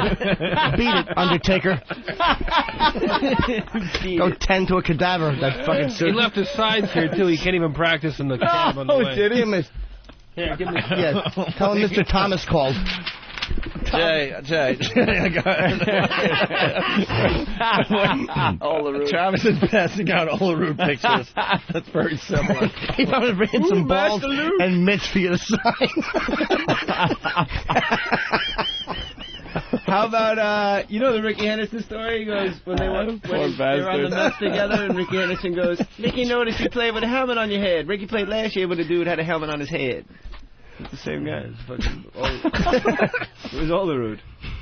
Good Lord. Oh, that's funny. Oh, the fucking Photoshops are going to be great. C-3PO. Fucking John Olerud Data. is C-3PO. And let's hear it for Jeffrey Ross. He did great. Yes. Helping out Than. He'll be at Caroline's all How great would it be if weekend the phone rang and they hired Jeff and didn't... You know he's going to get there and they're going to use that same, prompt ring and it's going to fuck him up. It's going to throw him, yeah. Oh, I hope he thinks of us. All right, let's go to George in Chicago. George? Hey, guys. Hey, George. Comedy gods in the studio, and then there's Stan. Oh. What? Huh? Your mother sucks big elephant dick. Goodbye. Yeah. Go ahead. Hi, Salvi, is this you? It's not funny no more. Go, George. Yeah, Jeff. Two of Jeff's my favorite lines from him doing comedy roast was Dr. Ruth's vagina sold, she's got mice, and Punch Out. And what? But you said you had 2 lines. Okay. He punched out before the second line. Flea Man, what's up? Hey, guys, how's it going? All right, Flea Man. I just wanted to defend cringe humor. I just wanted to say if you got a problem with it, then you can go to the Laugh Factory December 8th at 9 p.m. It's Robert Kelly, Nick DiPaolo, Russ Maneve, Jim Florentine, Steve Byrne, Big A, and Paul Field are going to be there. They're doing a spot. And it's hosted by the great Mark Anthony Ramirez. Big A doing a spot. What's that got if you have a problem with the website, why would you go to the Laugh Factory? Well, you can go. You can just have a good time and see some good comedy. No, but you said if you have a problem with that... He was trying to make some sort of connection. What are you doing? No, Play along, stupid. Jesus. I know. You ain't even Bill Burr. The guy who runs the site is going to be there, so, you can go there and talk to him. Who? Patrick. No, who's going to go talk to him? No, Pat can call our show. What? We'll get him to call. Why would he go? Over here now. Well, you can go to the Laugh Factory December. But do I get a hat? Why would I? Who's going to go talk to him? I don't know. You, Jay, if you want. All right, thank you, Flea. You're welcome. It was an awful phone call. Who are your favorite comics? No, he's gone. Russ Maneve? He's gone. Guy took a dump on purpose on last comic? Did a what? Nothing. Ooh. What happened, Jay? Who happened? What happened now? When's Robert Patrick calling in? Yes, I see his bio has been brought to us. He's calling in 2 minutes. He's a good man. I'm making a movie with him. Are you? A little thing called Lonely Street where he plays in Elvis Presley. Who do you play? I play Bubba, a bumbling private eye that's hired to track down a stalker of a celebrity. And when I get to the top floor of the Holiday Inn in Albuquerque, it turns out Elvis Presley's alive and he lives there. But wait, that's kind of like Graceland with Harvey Keitel. That's it. Can't be accused of stealing it. Not you stealing it. It's just a similar concept. I want to be in the movie. Wait, Than. His little flowery pooch. That's pretty funny. Thing is leaving. He lets the mic go over by Ant. Sounds like Tinkerbell just farted. Well, I'm a virgin. Yeah, but they stink, man. They don't have a wallop. I like when people go, "Oh, it fucking stinks." Like, yeah, it's the inside of my fucking asshole. But when Jimmy farts, it doesn't stink. Wow, look how fucking coked out Paul Abdul is and Tony Danza. She's like, I'm completely normal. That's why I decided to wear a plaid suit. Fucking dumb cunt. Let's go to Ryan. Cox was one of her dancers when she was a kid and said she was fucking a wacko then. Yeah, let's go to Ryan in Wisconsin. Ryan? How's it going? It's fantastic. Oh, sweet. I have a little bit of a problem here with Mr. Jay Moore, who I totally love and think is hilarious. The cringe humor guys are kind of throwing him under the bus and calling him a hack. But then he goes out and hacks Jim Rome and uses the C-3P Olerud line, which I think is kind of strange to be stealing a joke from Jim. Jay, comment on this? Any? You know what? I've decided I'm not defending. Hey, I'm going to steal a little bit too. War, Wisconsin hockey. I'm out. All right. Very good. Well, we have Robert Patrick calling the show in a few minutes. I've done the other way where I go, hey, let me tell you something, pal. And now I just let it sit. Good. Hey, look. Let it simmer. I don't like all this hurtful talk back and forth. It's mean-spirited. Let's see, Die Hard 2. Copland, that was good. I liked Copland. He was in that. That was the last thing that I don't remember him in that. That was the last thing Stallone did that I didn't want to smash him the for. The dart in his nose. Remember they were. Wow. Okay. Yeah, did that. Karen. They wouldn't have found it. That's all we had, Karen. The helicopter's been following me all day, I'm telling you. And his brother in a wheelchair goes, get the fuck out of here. All I know is this. He took over for Mulder on the X-Files when the X-Files that's the fucking kiss of really bad. The show ran for 12 years. Your turn. I forgot he was in The Sopranos, too. That's like if I did fucking, if they go like, hey, do NYPD Blue now. After Rick Schroeder. Your turn, Jay. Mark Paul Gosselaar, Rick Schroeder, then you. Step up. Dude, he was the fucking, the Millennium Terminator. He was in From Dusk Till Dawn 2. Who? Robert Patrick's great. He was in Terminator 2. Wow, Paula Abdul is fucking gone. She's pretty, though. She's a fucking Lebanese twat. Is she Lebanese? What is she? She ain't white. Probably has a nice meaty one. Hairy back. Nice meaty vag. You like the meaty? I want it to look like a giant pile of deli meat. Like they got a bat following down the stairs. I fucking love that more than I love anything. It should look like someone took a normal vagina and is crunching it between two ape fists. What is it about? I think you're going to come out of the closet when you're 40. What's that gay about that? I didn't say anything. Whoa. More pussy the merrier. I want more pussy. I don't want less pussy. Yeah, if you like thin Asian eye vaginas, you could be gay because that's less pussy. You just flick your tongue out like a Tic Tac. Oh, blah, Asian pussy. No, there's got to be a compromise there. I agree with you with the Asian prostitutes. They give you. It should look like a fucking like you ever see like Under the Ocean. When the earth buckles, how the fucking ground just comes up and bubbles. That's what a vagina should look like. You don't want anything coming out. I don't care if it comes out or if it stays in. That's what you don't want it coming out. Why? I don't want pussy hiding. I want pussy being free. You don't want it to look like a little scalpel wound. Yes, you do. But you want it to have some bulk to it. But you don't want anything coming out. If it comes out, I don't mind. It reminds me of Nathan Lane. Just the arms are all out. Hello. You kiss it. You do producer lines and kiss it. Like Billy Crystal when he starts the Oscars. Yeah, exactly. Or when he blows me off for a picture. No cameras! Or when he's not a nice person ever. What's that? Or when he's not a nice person ever. Oh, he's a nice person. Oh, he's terrific. Because you're Jewish. Maybe. He's Jews terrific. like Jews. Yeah. Now, Billy is a nice guy. Club. Hey, we got a phone call from George in North Carolina.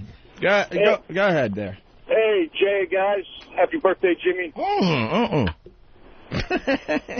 I have water in my mouth. Yes, sir. I wanted to tell Jay not to take all these attacks too personally because my favorite Jay Moore appearance was the day that Opie and Jimmy went toe-to-toe. We're going to slit each other's throats, and Anthony was hiding behind the console, and Jay was keeping the show afloat. Well, Jay started showing his ass and stuff to everyone to calm everybody down. Jay was here that day. I don't take it. Thank you, brother. I don't take it personally at all because that was a hell of a day, though. I forgot about that. I completely. Me too. Jay pulled his pants down in the middle of this crazy fight outside the studio and squashed his junk against the glass. But the fight had nothing to do with it. He just wanted an excuse. He couldn't wait to show his cock anymore, so he couldn't wait till the argument was over. You want to see it right now? No, I don't. No, I don't. What if I was Hillary Duff's head and it was my dick? What if? A lot of what ifs there. A lot of important what ifs. Sweet. What color were her eyes? Who knew? All right, let's talk about poker for a second. Yes. Let's talk about when you reach a point in your life when you absolutely don't care anymore. Oh. Do you like what a vagina looks like, like when it's bulging through the panties? Like when they pull the panties. RateMyCamelToe.com. That's a very fine site. Mm-hmm. Like but not even just camel toe, but like where it stacks up. What? Like Sphinx pussy. Like a fucking big Sphinx in her undershorts. Like ribbon candy? No, but it's ribbon candy. I hate when I laugh at my own shit, but I can't help it. I'm good. You want to see one. You don't get ribbon candy jokes every day. That is the reason they call it a muff. No, I don't like muffin-like. No. Okay. It's like, muffin-like. It should look like a gunny sack full of boiled potatoes. Exactly. Just a pile of loveliness that you can kiss and smell and do impressions to. Who likes poker in this room? I do. Oh, Pan just went up. You don't play poker? I do. But I want it to be part of the team. Jeffrey, you play the poker? Of course. Love it. I gotta piss. Look at this. What do you mean you have to piss? I gotta piss. Where would you go if you want to learn how to play a little poker? Because you go online, I don't know, you're going to get taken. Yeah. You're going to get taken for a ride. You got to find some transitional place, somewhere you can go and learn about the game. Jimmy has to piss, and Jay Moore is running out of the studio to follow him. To shove his ass in his face. I think that's what happened during the last break. Yeah. Oh, yeah, we talked about that on the air. No, I think that was off the air. All right, now. Oh, it was? Yeah, if you go in the stall next to Jimmy and take a leak, he will piss under the stall and try to hit your foot, by the way. Very funny. Jay's still in the studio. That's Britney Spears. And how come she's look at this? Yeah, look at that. He's like a child. I know. Jay, you're an adult child, man. He'll like a child. He'll go, all right, Anthony, what's this? He's always been like that. Yeah. Fred Durst was here in her vagina. We're going to try to talk about poker for just 1 minute. Yeah. Well, where do you go? I don't know. I'm thinking Bodog.net. Bodog.net. What do you want to know, huh? You want to know how to bet, when to bet? I want to know when to bluff. When you should when bluff. Jeff Ross's shows are at Caroline's. In the middle of a spot. Thanks, Jesus Christ. Thank Jay, you really should come by and practice your jokes. I want to set up a Lysol sprinkler that just goes... Jay farted and walked out. Yeah, thank you. That's a true friend. But he felt like if he plugged my Caroline's date, he wouldn't... It would make it everything would be okay, right? I got to sit here and endure his fart. Jeffrey Ross, an amazing comic at Caroline's tonight and through Sunday. Yes. It's Bodog.net, Bodog.net, Anthony. Yeah, you got to learn. You got to learn how or to you're going to bluff, get taken. I think. Yeah, you know, some people think, I got a crappy hand, I'm just going to give a try at a bluff. It all depends on what the other people are doing, what position you are. Do you even know about position? Oh, and I'm not talking, the usual dirty stuff we'd get into here. Is it worth bluffing? How are the other people betting to determine what you should do? You could learn all this at Bodog.net. Right. Then you're going to learn. You're going to be able to go to and play some poker, sit down with your friends, maybe play a live game, and they'll be like, hey, this guy was sap a couple of weeks back. What happened? And you could tell them, it was Bodog. That's where I learned how to play, and now I'm taking your money, sucker. Will they teach me how to handle splits and double downs and stuff? I don't know how to do any of that. That's blackjack, you blithering fool. That's why you need Bodog.net. But of course. In poker, you'll hit me. And people do, with their fist right in your little face. And Sexy-O, the same thing. I don't know how to do that. All right, it's Bodog.net. Right. Bodog.net. Exactly. I was actually, honestly, not goofing off. I just forgot what you were talking about because I came back in and was trying to be helpful. You weren't. I'm sorry. At all. So is that Bodog.net? Bodog. Bodog.net. Hey, it's Robert Patrick, everyone. Robert. Hey. Okay. There he is. How you doing? Pretty good, Very Robert. well. How are you? Are you calling from L.A.? I am calling from the Hollywood Hills here. Wow. You in L.A.? I wish. We're in New York City. I go back and forth. Huh? How cold is it? It's about 40 today. It's all right. It's about 40? That's not bad. We can handle that, Yeah. Not too bad. A little early over there. Does a movie star like you get up this early usually, or what? Man, I tell you, I was working last night on a new comedy that Steve Zahn's starring in that Adam Sandler's producing called Strange Wilderness. Yeah? And I had to work till about 12:30, 1 o'clock in the morning. I got about 2 hours sleep, and I've been up doing this radio conversation. Jesus Christ. You're going to be in a comedy? Yeah, can you believe that? Now, that's a little different for you. Yeah, it is. It's a real stretch, and they hired me basically to come in and be a hard ass and, keep a straight face, and I tell a story. I don't want to get into it. It's quite a detailed story, a monologue that hopefully is going to bring down the house. Says here, Robert, that you were in the faculty? Yes, sir, I was. I remember that one, yeah. I played the high school football coach. Mm-hmm. You got that scary voice, Robert. He always plays a badass, man. Yeah, of course. Always. And, of course, the ultimate badass, Terminator 2. Are you sick of talking about the Terminator? Never sick of talking about the Terminator. Liquid Metal Man gave me my career. Yep. Yeah. He didn't play a badass in Lonely Street with Jay Moore. Jay Moore is sitting here with us, by the way. Jay Moore is sitting there with you? No. Is that what you just said? No, we were just kidding. What do you think of Jay Moore? I like Jay Moore. He's a funny guy. You remember him when he was on Saturday Night Live, don't you? Yeah. Yeah. Yeah, he's hilarious. Yeah, you did a... Lonely Street's a project, actually, that Jay and I are... Yeah, what did he do for SNL there, Robert? I'm trying to remember. What was that? What did Jay Moore do on SNL? I'm trying to remember now. Wave goodbye. No, there was that one thing he did, Robert. Yeah, it was a character. What the hell was it? Jesus, if I can only He remember. did a great Christopher Walken. Oh, he did an amazing Christopher Walken. There you go. I saw him do Rickles. How about Rickles? You know, cowbells are funny. There you go, the cowbell Bath bit. suits are funny. Ape suits as well. Yeah, ape suits as well. You heard that story too, didn't you? What's the ape suit story? You know that story? No, funny. what's that story about? Well, Actually, Robert, we do have Jay Moore in the studio. Is that you? Yeah, we were waiting for you to say something bad about me. Yeah, we were trying to hire somebody else to play Elvis. Are you kidding me? What's going on, Jay? How you doing, baby? No, that's not Jay. We're completely fucking. I'm like totally lost. I can't see you guys. Our kids go to the same school, the country school. What? Yeah, Jay. I saw you last time out on the country school, baby. How's your kid? He's good. Gary Oldman's kids go to the school, too. Really? I Very wait exclusive. outside like a fucking schoolgirl. Hey, Jay, but really lay the bomb. Whose kid, whose kid goes there? What do you mean? Do you know Gary Oldman? Yeah, well, besides Gary Oldman, there's another big star whose kids go there. Pacino? Do you know? Pacino, baby, yeah. the twins. Pacino. Did you ever see him out there? Yeah, I have, and he's actually a really great dad. He's a good guy. But I'm telling you, fucking, when I bump into Gary Oldman, I can't talk. I'm like, hi.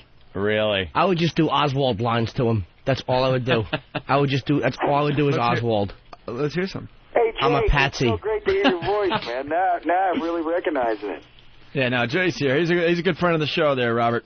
RP's a good man. RP's a good man. And Robert, we did a little project called Lonely Street where I want to play the old Elvis Presley in his late 60s. Yeah, that's the latest movie that's coming out. Well, no, we're trying to make it. We need $1 million, but the Jews that control Hollywood won't cough up the cash. Whoa. Yeah, that'll really get him going. Don't say that, Jay. Robert Patrick. It wasn't Robert Patrick talking. Oh, sure, it was Jim Norton, sure. Robert, I have a question. I'm an actor as well, and I've been doing a little acting. And what's some advice you could give me as an actor? Coffee, please. Well, my advice that I usually give people that ask me for advice is don't ask me for advice. But I need help. What's the worst mistake you see actors making? Coming into Hollywood and working with Eddie Murphy. Some acting class. It's not really an acting class. Ah, yeah. Does that make any sense at all? Yeah, because those who can do, those who can't teach.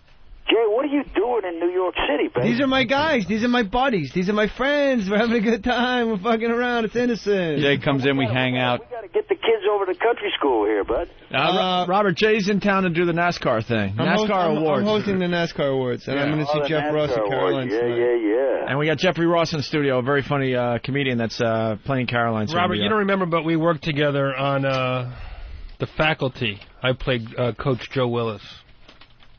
Were you in The Faculty also? No, he played Coach Joe Willis. Do you remember Jeff Ross? You actually worked with him. Number 37. On The Cool Surface, he played Jarvis Scott. Look at number 37 on the credits here for Robert Patrick. Hacks. You know who's in that movie with?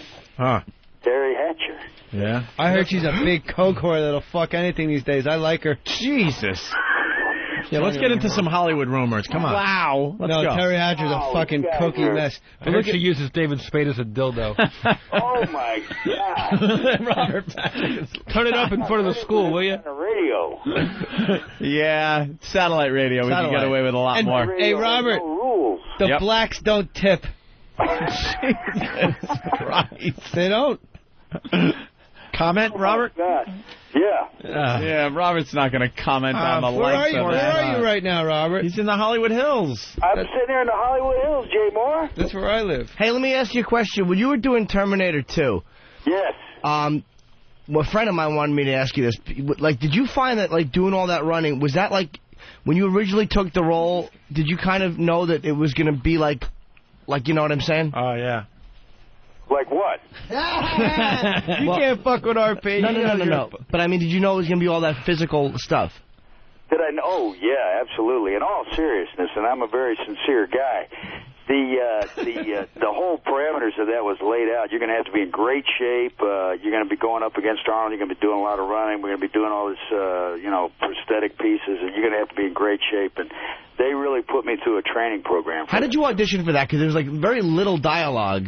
Very little dialogue at all. I think I had, like, 15 lines. You go in and they basically, they didn't let me read the script, but they said, you've got to create this intense presence, and it was total ad-lib. I can't even think of what I want to say here, but I was making everything up as I was going, improv, and went from that and just sort of created what you see, and my instincts happened to be right, and I got the role. Yeah, you didn't even have to talk. Just a turn of the head, a look and stuff. It was really great, menacing. Dude. It was a complete lack of mercy in that look. It really was fantastic. You were in Rosewood?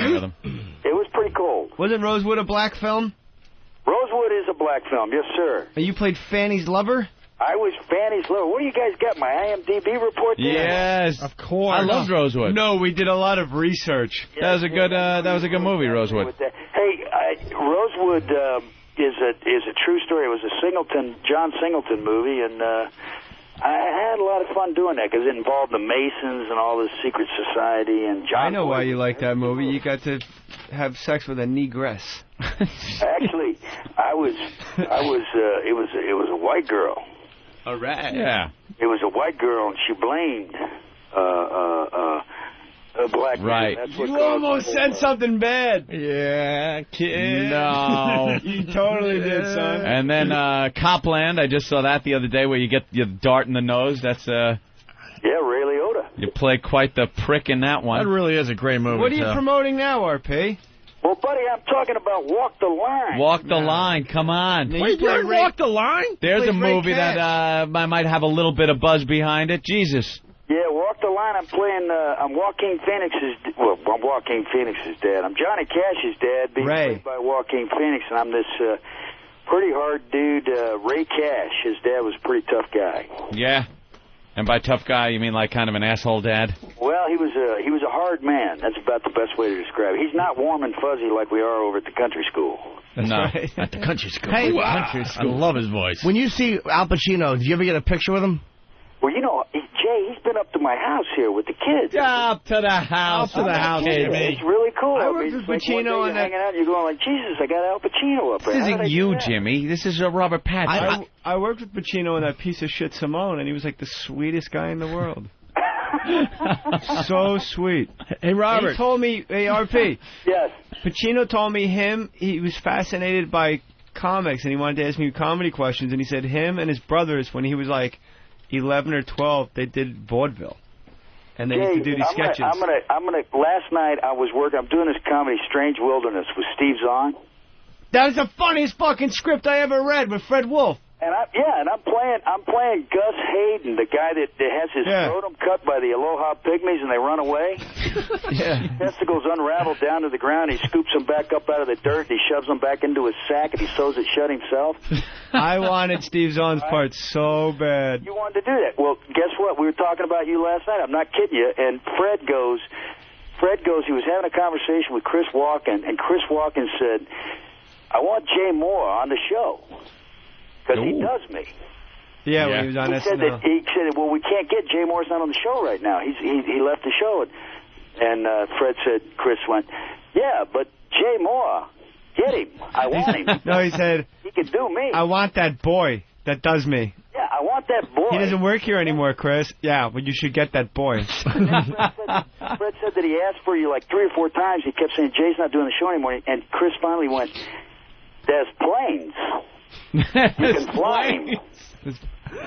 There's planes. That's my punchline. No, we're all laughing, but I spilled coffee. Yeah. Wait, can we have a tissue in here? Because Jay just spilled a coffee on $1 million of equipment. Yeah, we could go off the air at any second because of the Starbucks coffee that's on the console. So Pacino likes comedians? Hey, RP. I'm going to start calling him RP, Anthony. What the hell? RP, I like that. He likes RP. Hey, RP. Chappie calls him RP. I got to tell you something. RP, yeah. Anthony and I hung with your brother there at one of the rock festivals in Boston. Opie?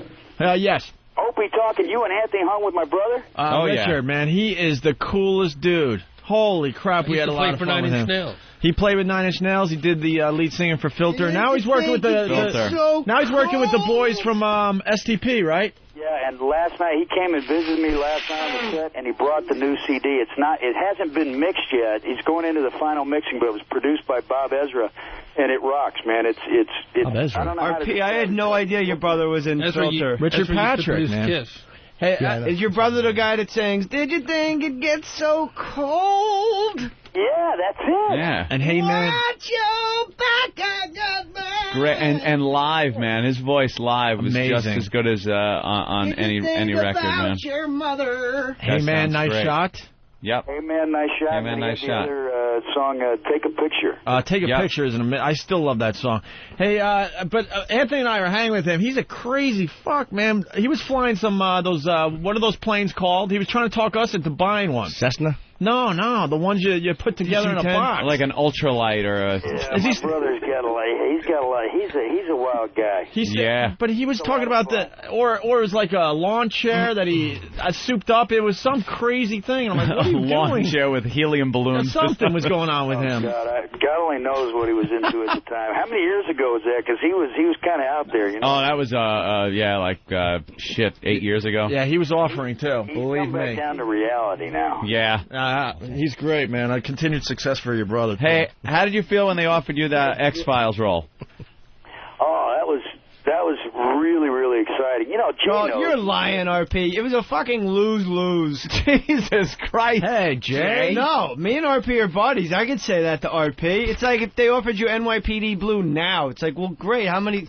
Come on, you had to know going in, like, the shelf life was ticking. I liked the John Doggett years. No, absolutely. I was really, really excited when they offered me the role. I really wanted to get back into television, and I wanted money for a house. Get into television because I hadn't really done anything except for The Sopranos, and then I was really busted up that it only lasted 2 seasons. I enjoyed very much going to work every day. I like that sort of factory lifestyle. You know, you know where you're going to be for the next. Yeah. You know, you kicked around out here in Hollywood. You're kind of trying to find something stable. And then you want to do a TV show because you want to buy a house for your kids. Exactly. And now I'm doing this new David Mamet show. That's Love Mamet. Are you? Wait, is that the Geffen Playhouse? Is that the what? What's the Mamet show? No, David Mamet, he's got a brand new show that's on television. Yeah. Are you serious? Yeah, it's going on CBS in March. I'm doing it right now. He's a working son of a bitch, man. When you see me out there on the schoolyard, I got the buzz cut going right now. RP, I will say this. At the pancake breakfast, you were sitting at the table of the hottest fucking moms. It was RP and like 9 fucking like porno hot moms. Pancake breakfast? Never miss a pancake breakfast, baby. No, it was good. Is that what goes on at the country school? Yeah, when you sit next to fucking Gary Oldman's cleaning plates. Like, literally leans over and goes, well, I haven't met all of you. That's what he said. And my fucking nanny goes, yes, I know him. Yeah. RP, this is what you must know. These are... Cool. That's how we raise the money, with the pancakes, baby. Fuck, please, fucking $12 grand from preschool. That cocksucker asked me for money. Fuck Paul Singer. He's like, yeah, if you want to host a thing, fuck you, 12 grand. My kid fucking plays with trucks and shits his pants, and you got 12 grand off me, you fucking animal. Go fucking hit up somebody else with that bake. I have a bake sale, you fucking kook. It's fucking preschool. I say to my son, how was school? He goes, good. I rode bikes. 12 grand to ride a fucking bike. And take a nap. Jackson. Oh, my God. Good kid. 12 grand. That's unbelievable. Listen, RP, there's something you must know. Yes. These guys, Opie and Anthony, this is the show for all time for you. This is your go-to show. I would I love will to go have. to this show now that I'm aware of it, and I've really enjoyed it. I'll be definitely going to this show. I'd love to have RP as a pal. Hey, you got the XM? I'm a little behind. I'm in the Stone Age here. I'm still playing 8-tracks. Get RP a radio. Don't make a fucking maniac out of me. RP gets a radio. All right, I love that you guys calling him RP. That's it. We go way back with RP, at least 20 minutes now. Isn't it nice, Now we RP? do. Yeah, I like the RP. I'll take a radio while you're giving them out. You want one too? Yeah. Hey, do you live near Los Feliz, RP? Sort of, yeah. I'm RP. I'm up here in the hills. Where are you? I'm on Tarico. I'm I'm not actually going to give out my... No. But, like, in relationship to the Hollywood Bowl, are you on that side of the freeway or on the City Walk side? Hollywood Boulevard side of the mountains here. Oh, I'm on the City Walk side. Oh, very I'm good. going to adopt a kid just so I can enroll him in this country school and hang out with Pancake Breakfast. You can't get in. Why can't I get in? Because I walked in with Nikki Cox and her stepdaughter, who's a fucking graduate, and then I'm famous, and we went right in with. Is it hard to get in? How many kids? How many kids? You got to be on the uppity up. You got to be on. What if I say I know RP? That would help. You'd have more. You vouch? What if you knew Jay? You vouch for me, both of you guys? I adopt a little Korean kid or something? No, if you adopt a base-stealing Dominican, I'd vouch for you. Not some fucking slope. I'm not going to fucking endorse some stupid slope. Some fucking slope with two trying to help the world over here, and you're fucking No, I'm just tired of the fucking kids with the slope. The slope fucking... Oh, West Coast, okay. And they got the T-shirts that says, got moms. See, we're... fucking dyke couple. We're on the East Coast, we're kids. sick of the Dominicans. Get a fucking Dominican, it's like having the Mets. We need an exchange program on the coast, because you have all Asians out there. Oh, it's and we have all Dominicans over here. RP, I'm walking in Huntington Beach where I rent a lovely house, and I'm jogging along the beach, and it's just all fucking Chinese people walking around, and it's like, it's 75 degrees, they're wearing long-sleeve white shirts. And they got their umbrellas. And they're fucking like poker visors. It's like, well, thanks for fucking buying the real estate. I've been looking for 2 years, you fucking slope. Jeez, Jay. Oh, fuck you guinea cock. Fuck them all. RP needs to know how good this show is. The Asians get And this just in, Jeffrey Ross and Robert get XM radios. Yes, absolutely. Ben's going to send them out today. You got to check out the XM. I'm telling you, Robert. RP, check back out to regular radio. OpieandAnthony.com. Yeah. Or FoundryMusic.com, and check out the Photoshops. They're funny. Don't say it. What? You were about to tell him your website. I was not. Yeah, Absolutely. don't confuse this You called issue. him RP. This is our own RP. Guys, we gotta get Robert out of here. Sorry. Here we go. Can he say goodbye though, or? Hey, can I say goodbye to you guys? Yeah. Opie, Anthony, and my buddy Jay Moore. RP. Everyone go out and see Walk the Line. Everyone is calling in right now saying you were great in the movie there, Robert. Well, that's great to hear. Maybe Jay will go see it. And tell what do you got to go to next? Shuckles, Fuckles, and Cuckoo in Tampa? Gonna do some bullshit radio show that's going to be a complete letdown after you get to say slope and cocksucker? Say cocksucker on the radio while you can. Say hello to Chappie for me. Hey, real fast, Robert. Get Richard to call our show.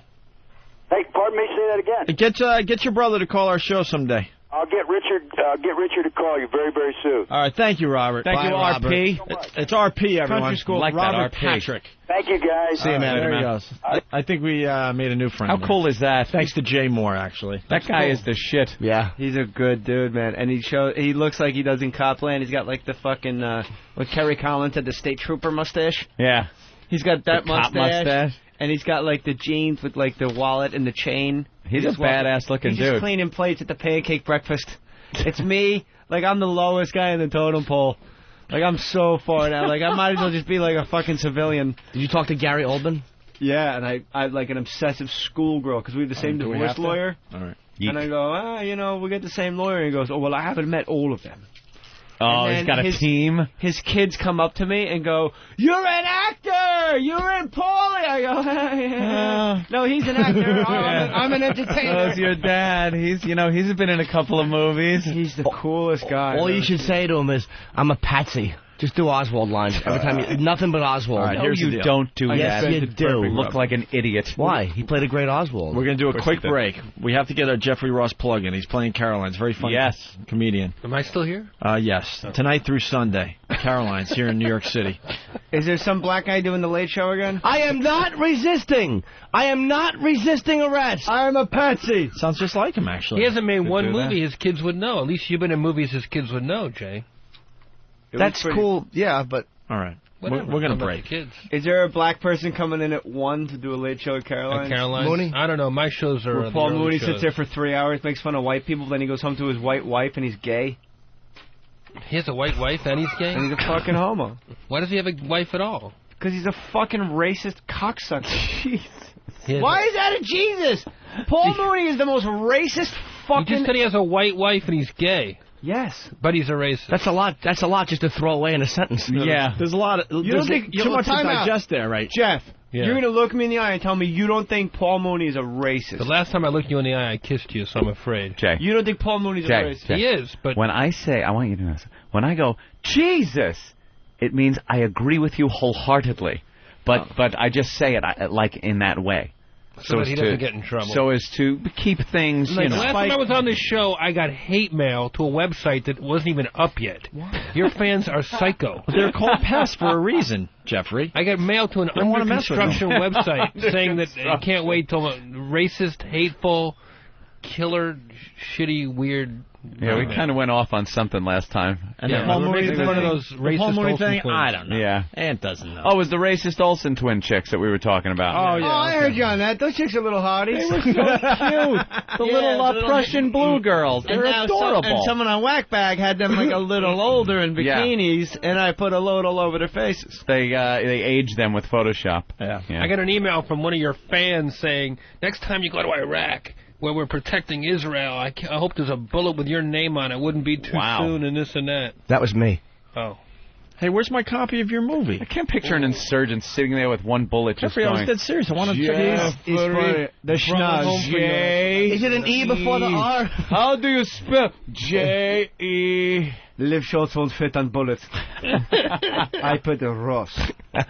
Don't fucking find me. Be careful. We didn't even talk about Gary Glitter today. Who cares? He's been doing the same thing for 2 years. Vietnam faces death sentence. This is getting crazy for Gary Faces Glitter. the death sentence He's in for trouble, rape that guy. He's in big trouble. Underage, obviously. How old is she? Girls. 12. 12. 12 years old. Come on, look what she was wearing. Is it real rape, though? What's fake rape, No, what Jimmy? I mean was, did he rape her, or was it a statutory thing? Like, was it an actual physical assault? I don't know. And at 12 years old, I don't think there's much I'm just curious. in there. Come on, they're 6 Gary years old Glitter. going, you want yum-yum. How's he, at least he doubled the age. Gary Glitter's what? 61. 61. Under investigation in Vietnam for allegedly raping kids. Ronnie had a great point He left the country to do it. on Ron and Fez yesterday. He was talking about this and said, the guy is 61 years old. He can't get an 18-year-old and be satisfied with that. Being 61 years old and grab a girl that's legal, 18, he's like, no, I need younger. He's a monster. I need younger than 18. He's a child molester. He's a one-hit wonder. Banana, hey!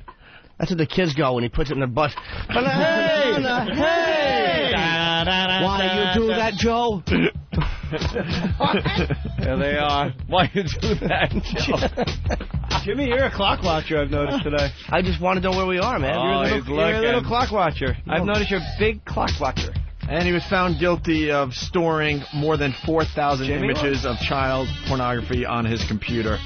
Back in 1999. I just got them in an email. I didn't know I opened it. What happened to Pete Townsend? falling Did he out ever of get the found hard drive. guilty or anything? Yeah, he went a couple of months in jail, and that was it. He said he was doing. He said he was doing research. He didn't do any jail time. He didn't do any jail time. He said that he was abused as a child, and he was doing his own research on child pornography. Cleared of all charges. He was researching Pete Townsend's book. Yes. How did they get away with it for that fucking... How does R. Kelly not been in jail? He's been pissing on chicks for 10 fucking years. Yeah. Allegedly underage, too. He's got another hit out. Allegedly How's what? that happen? She's on video with her fucking ID. I'm 14. I can prove it. She wasn't showing a You GO miserable card. you gave me permission, you Jew motherfucker. What? You go over my head again. Don't start shitting your ace. This is a nice fucking joint. And the midget hater got some probation. Probation's all he got? You haven't heard about this story? What happened to Fat Nick? Fat Nick, we didn't even get to Fat today. Nick, is he even in the news? Yeah, free Fat Nick. Come on, Go free in jail. Fat Nick. I'd do a benefit for him. Well, let's explain the midget thing to Jay. Right. This guy lives next to midgets, Jay, right? And he was friends with the midgets.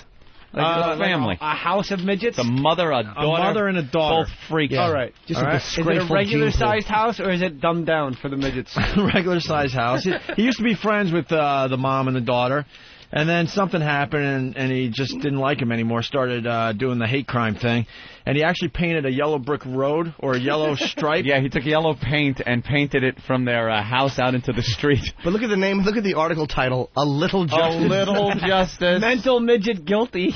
Mental midgets I love the post guilty. so much. pleaded guilty to a felony hate crime and must successfully complete an anger management program or face up to 3 years in prison. He admitted that in April he spray painted a yellow line up the sidewalk to Shay's house. When Shay and 3'6" daughter Concilian came out the door, he shouted, "Follow the yellow brick road." What's wrong with that? I know.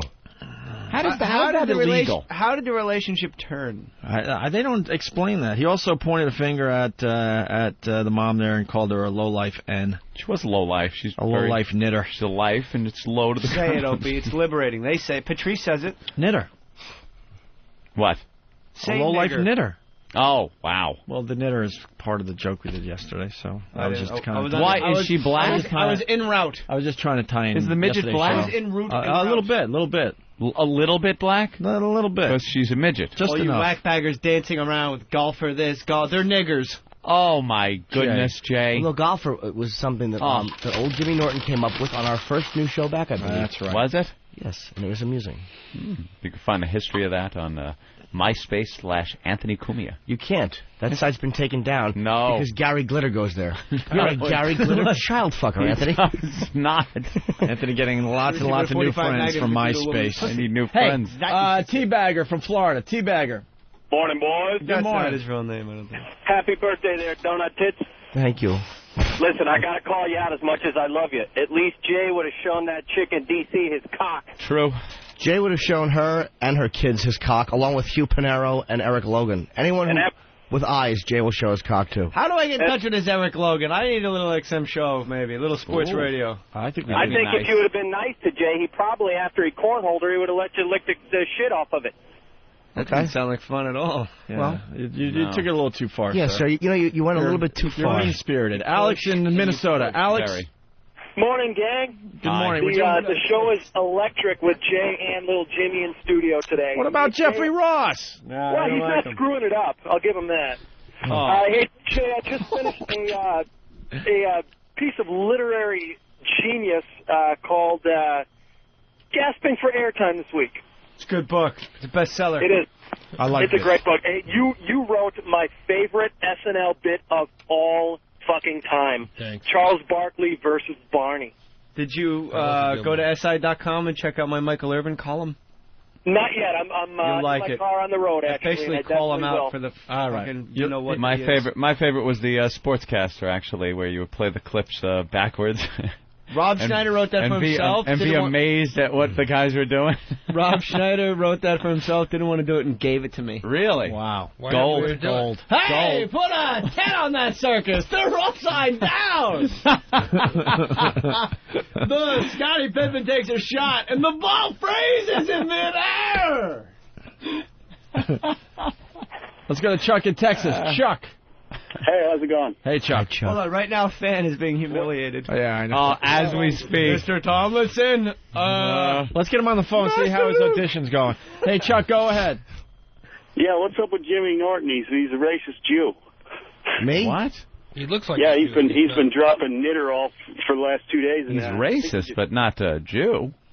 What? Jimmy? Wannabe Jew. He's a wannabe. What are you talking about, Jew. sir? I don't know. He's a wannabe racist Jew. He's been dropping racist comments with the knitter thing. He's been all over it. It's really starting What's to bother me. racist about saying knitter? First of all, everyone's been saying knitter, and we say it in joke form, so what's your problem with it? And I'm not Jewish. I don't have a problem with Anthony and Opie. It's Jimmy. He's going too far with it. All right. So do you just want me to yell at you? My throat hurts from doing Ramon. I'm too tired to yell. He lost his voice doing Ramon today. You have a pair of jeans up on eBay. I just got an XM radio, man. Yeah, just for you. From the it's not supposed. It's for hemophilia. National Hemophilia Association. Cox has a pair up too. And they're signed. God bless. God bless. Hey, guys. Say more. Some last-minute advice to Than. He's sitting there waiting to audition. Than? Here, Than. Yes. Oh, Jesus. I see a lot of calls coming out with my name on it. You're not calling. That's all I know. We need more NASCAR jokes. No, it says Jeff Ross is really funny. Jeff Ross is fucking hysterical. When's Jeff movie out? His movie out on DVD? Around here. Jeff and Jay are two of my favorite comedians. Than? Go to JeffreyRossHomeMovie.com for info about that DVD. All right, Than? Are you trying to get me? No. Dan, we really want to know how is the audition going?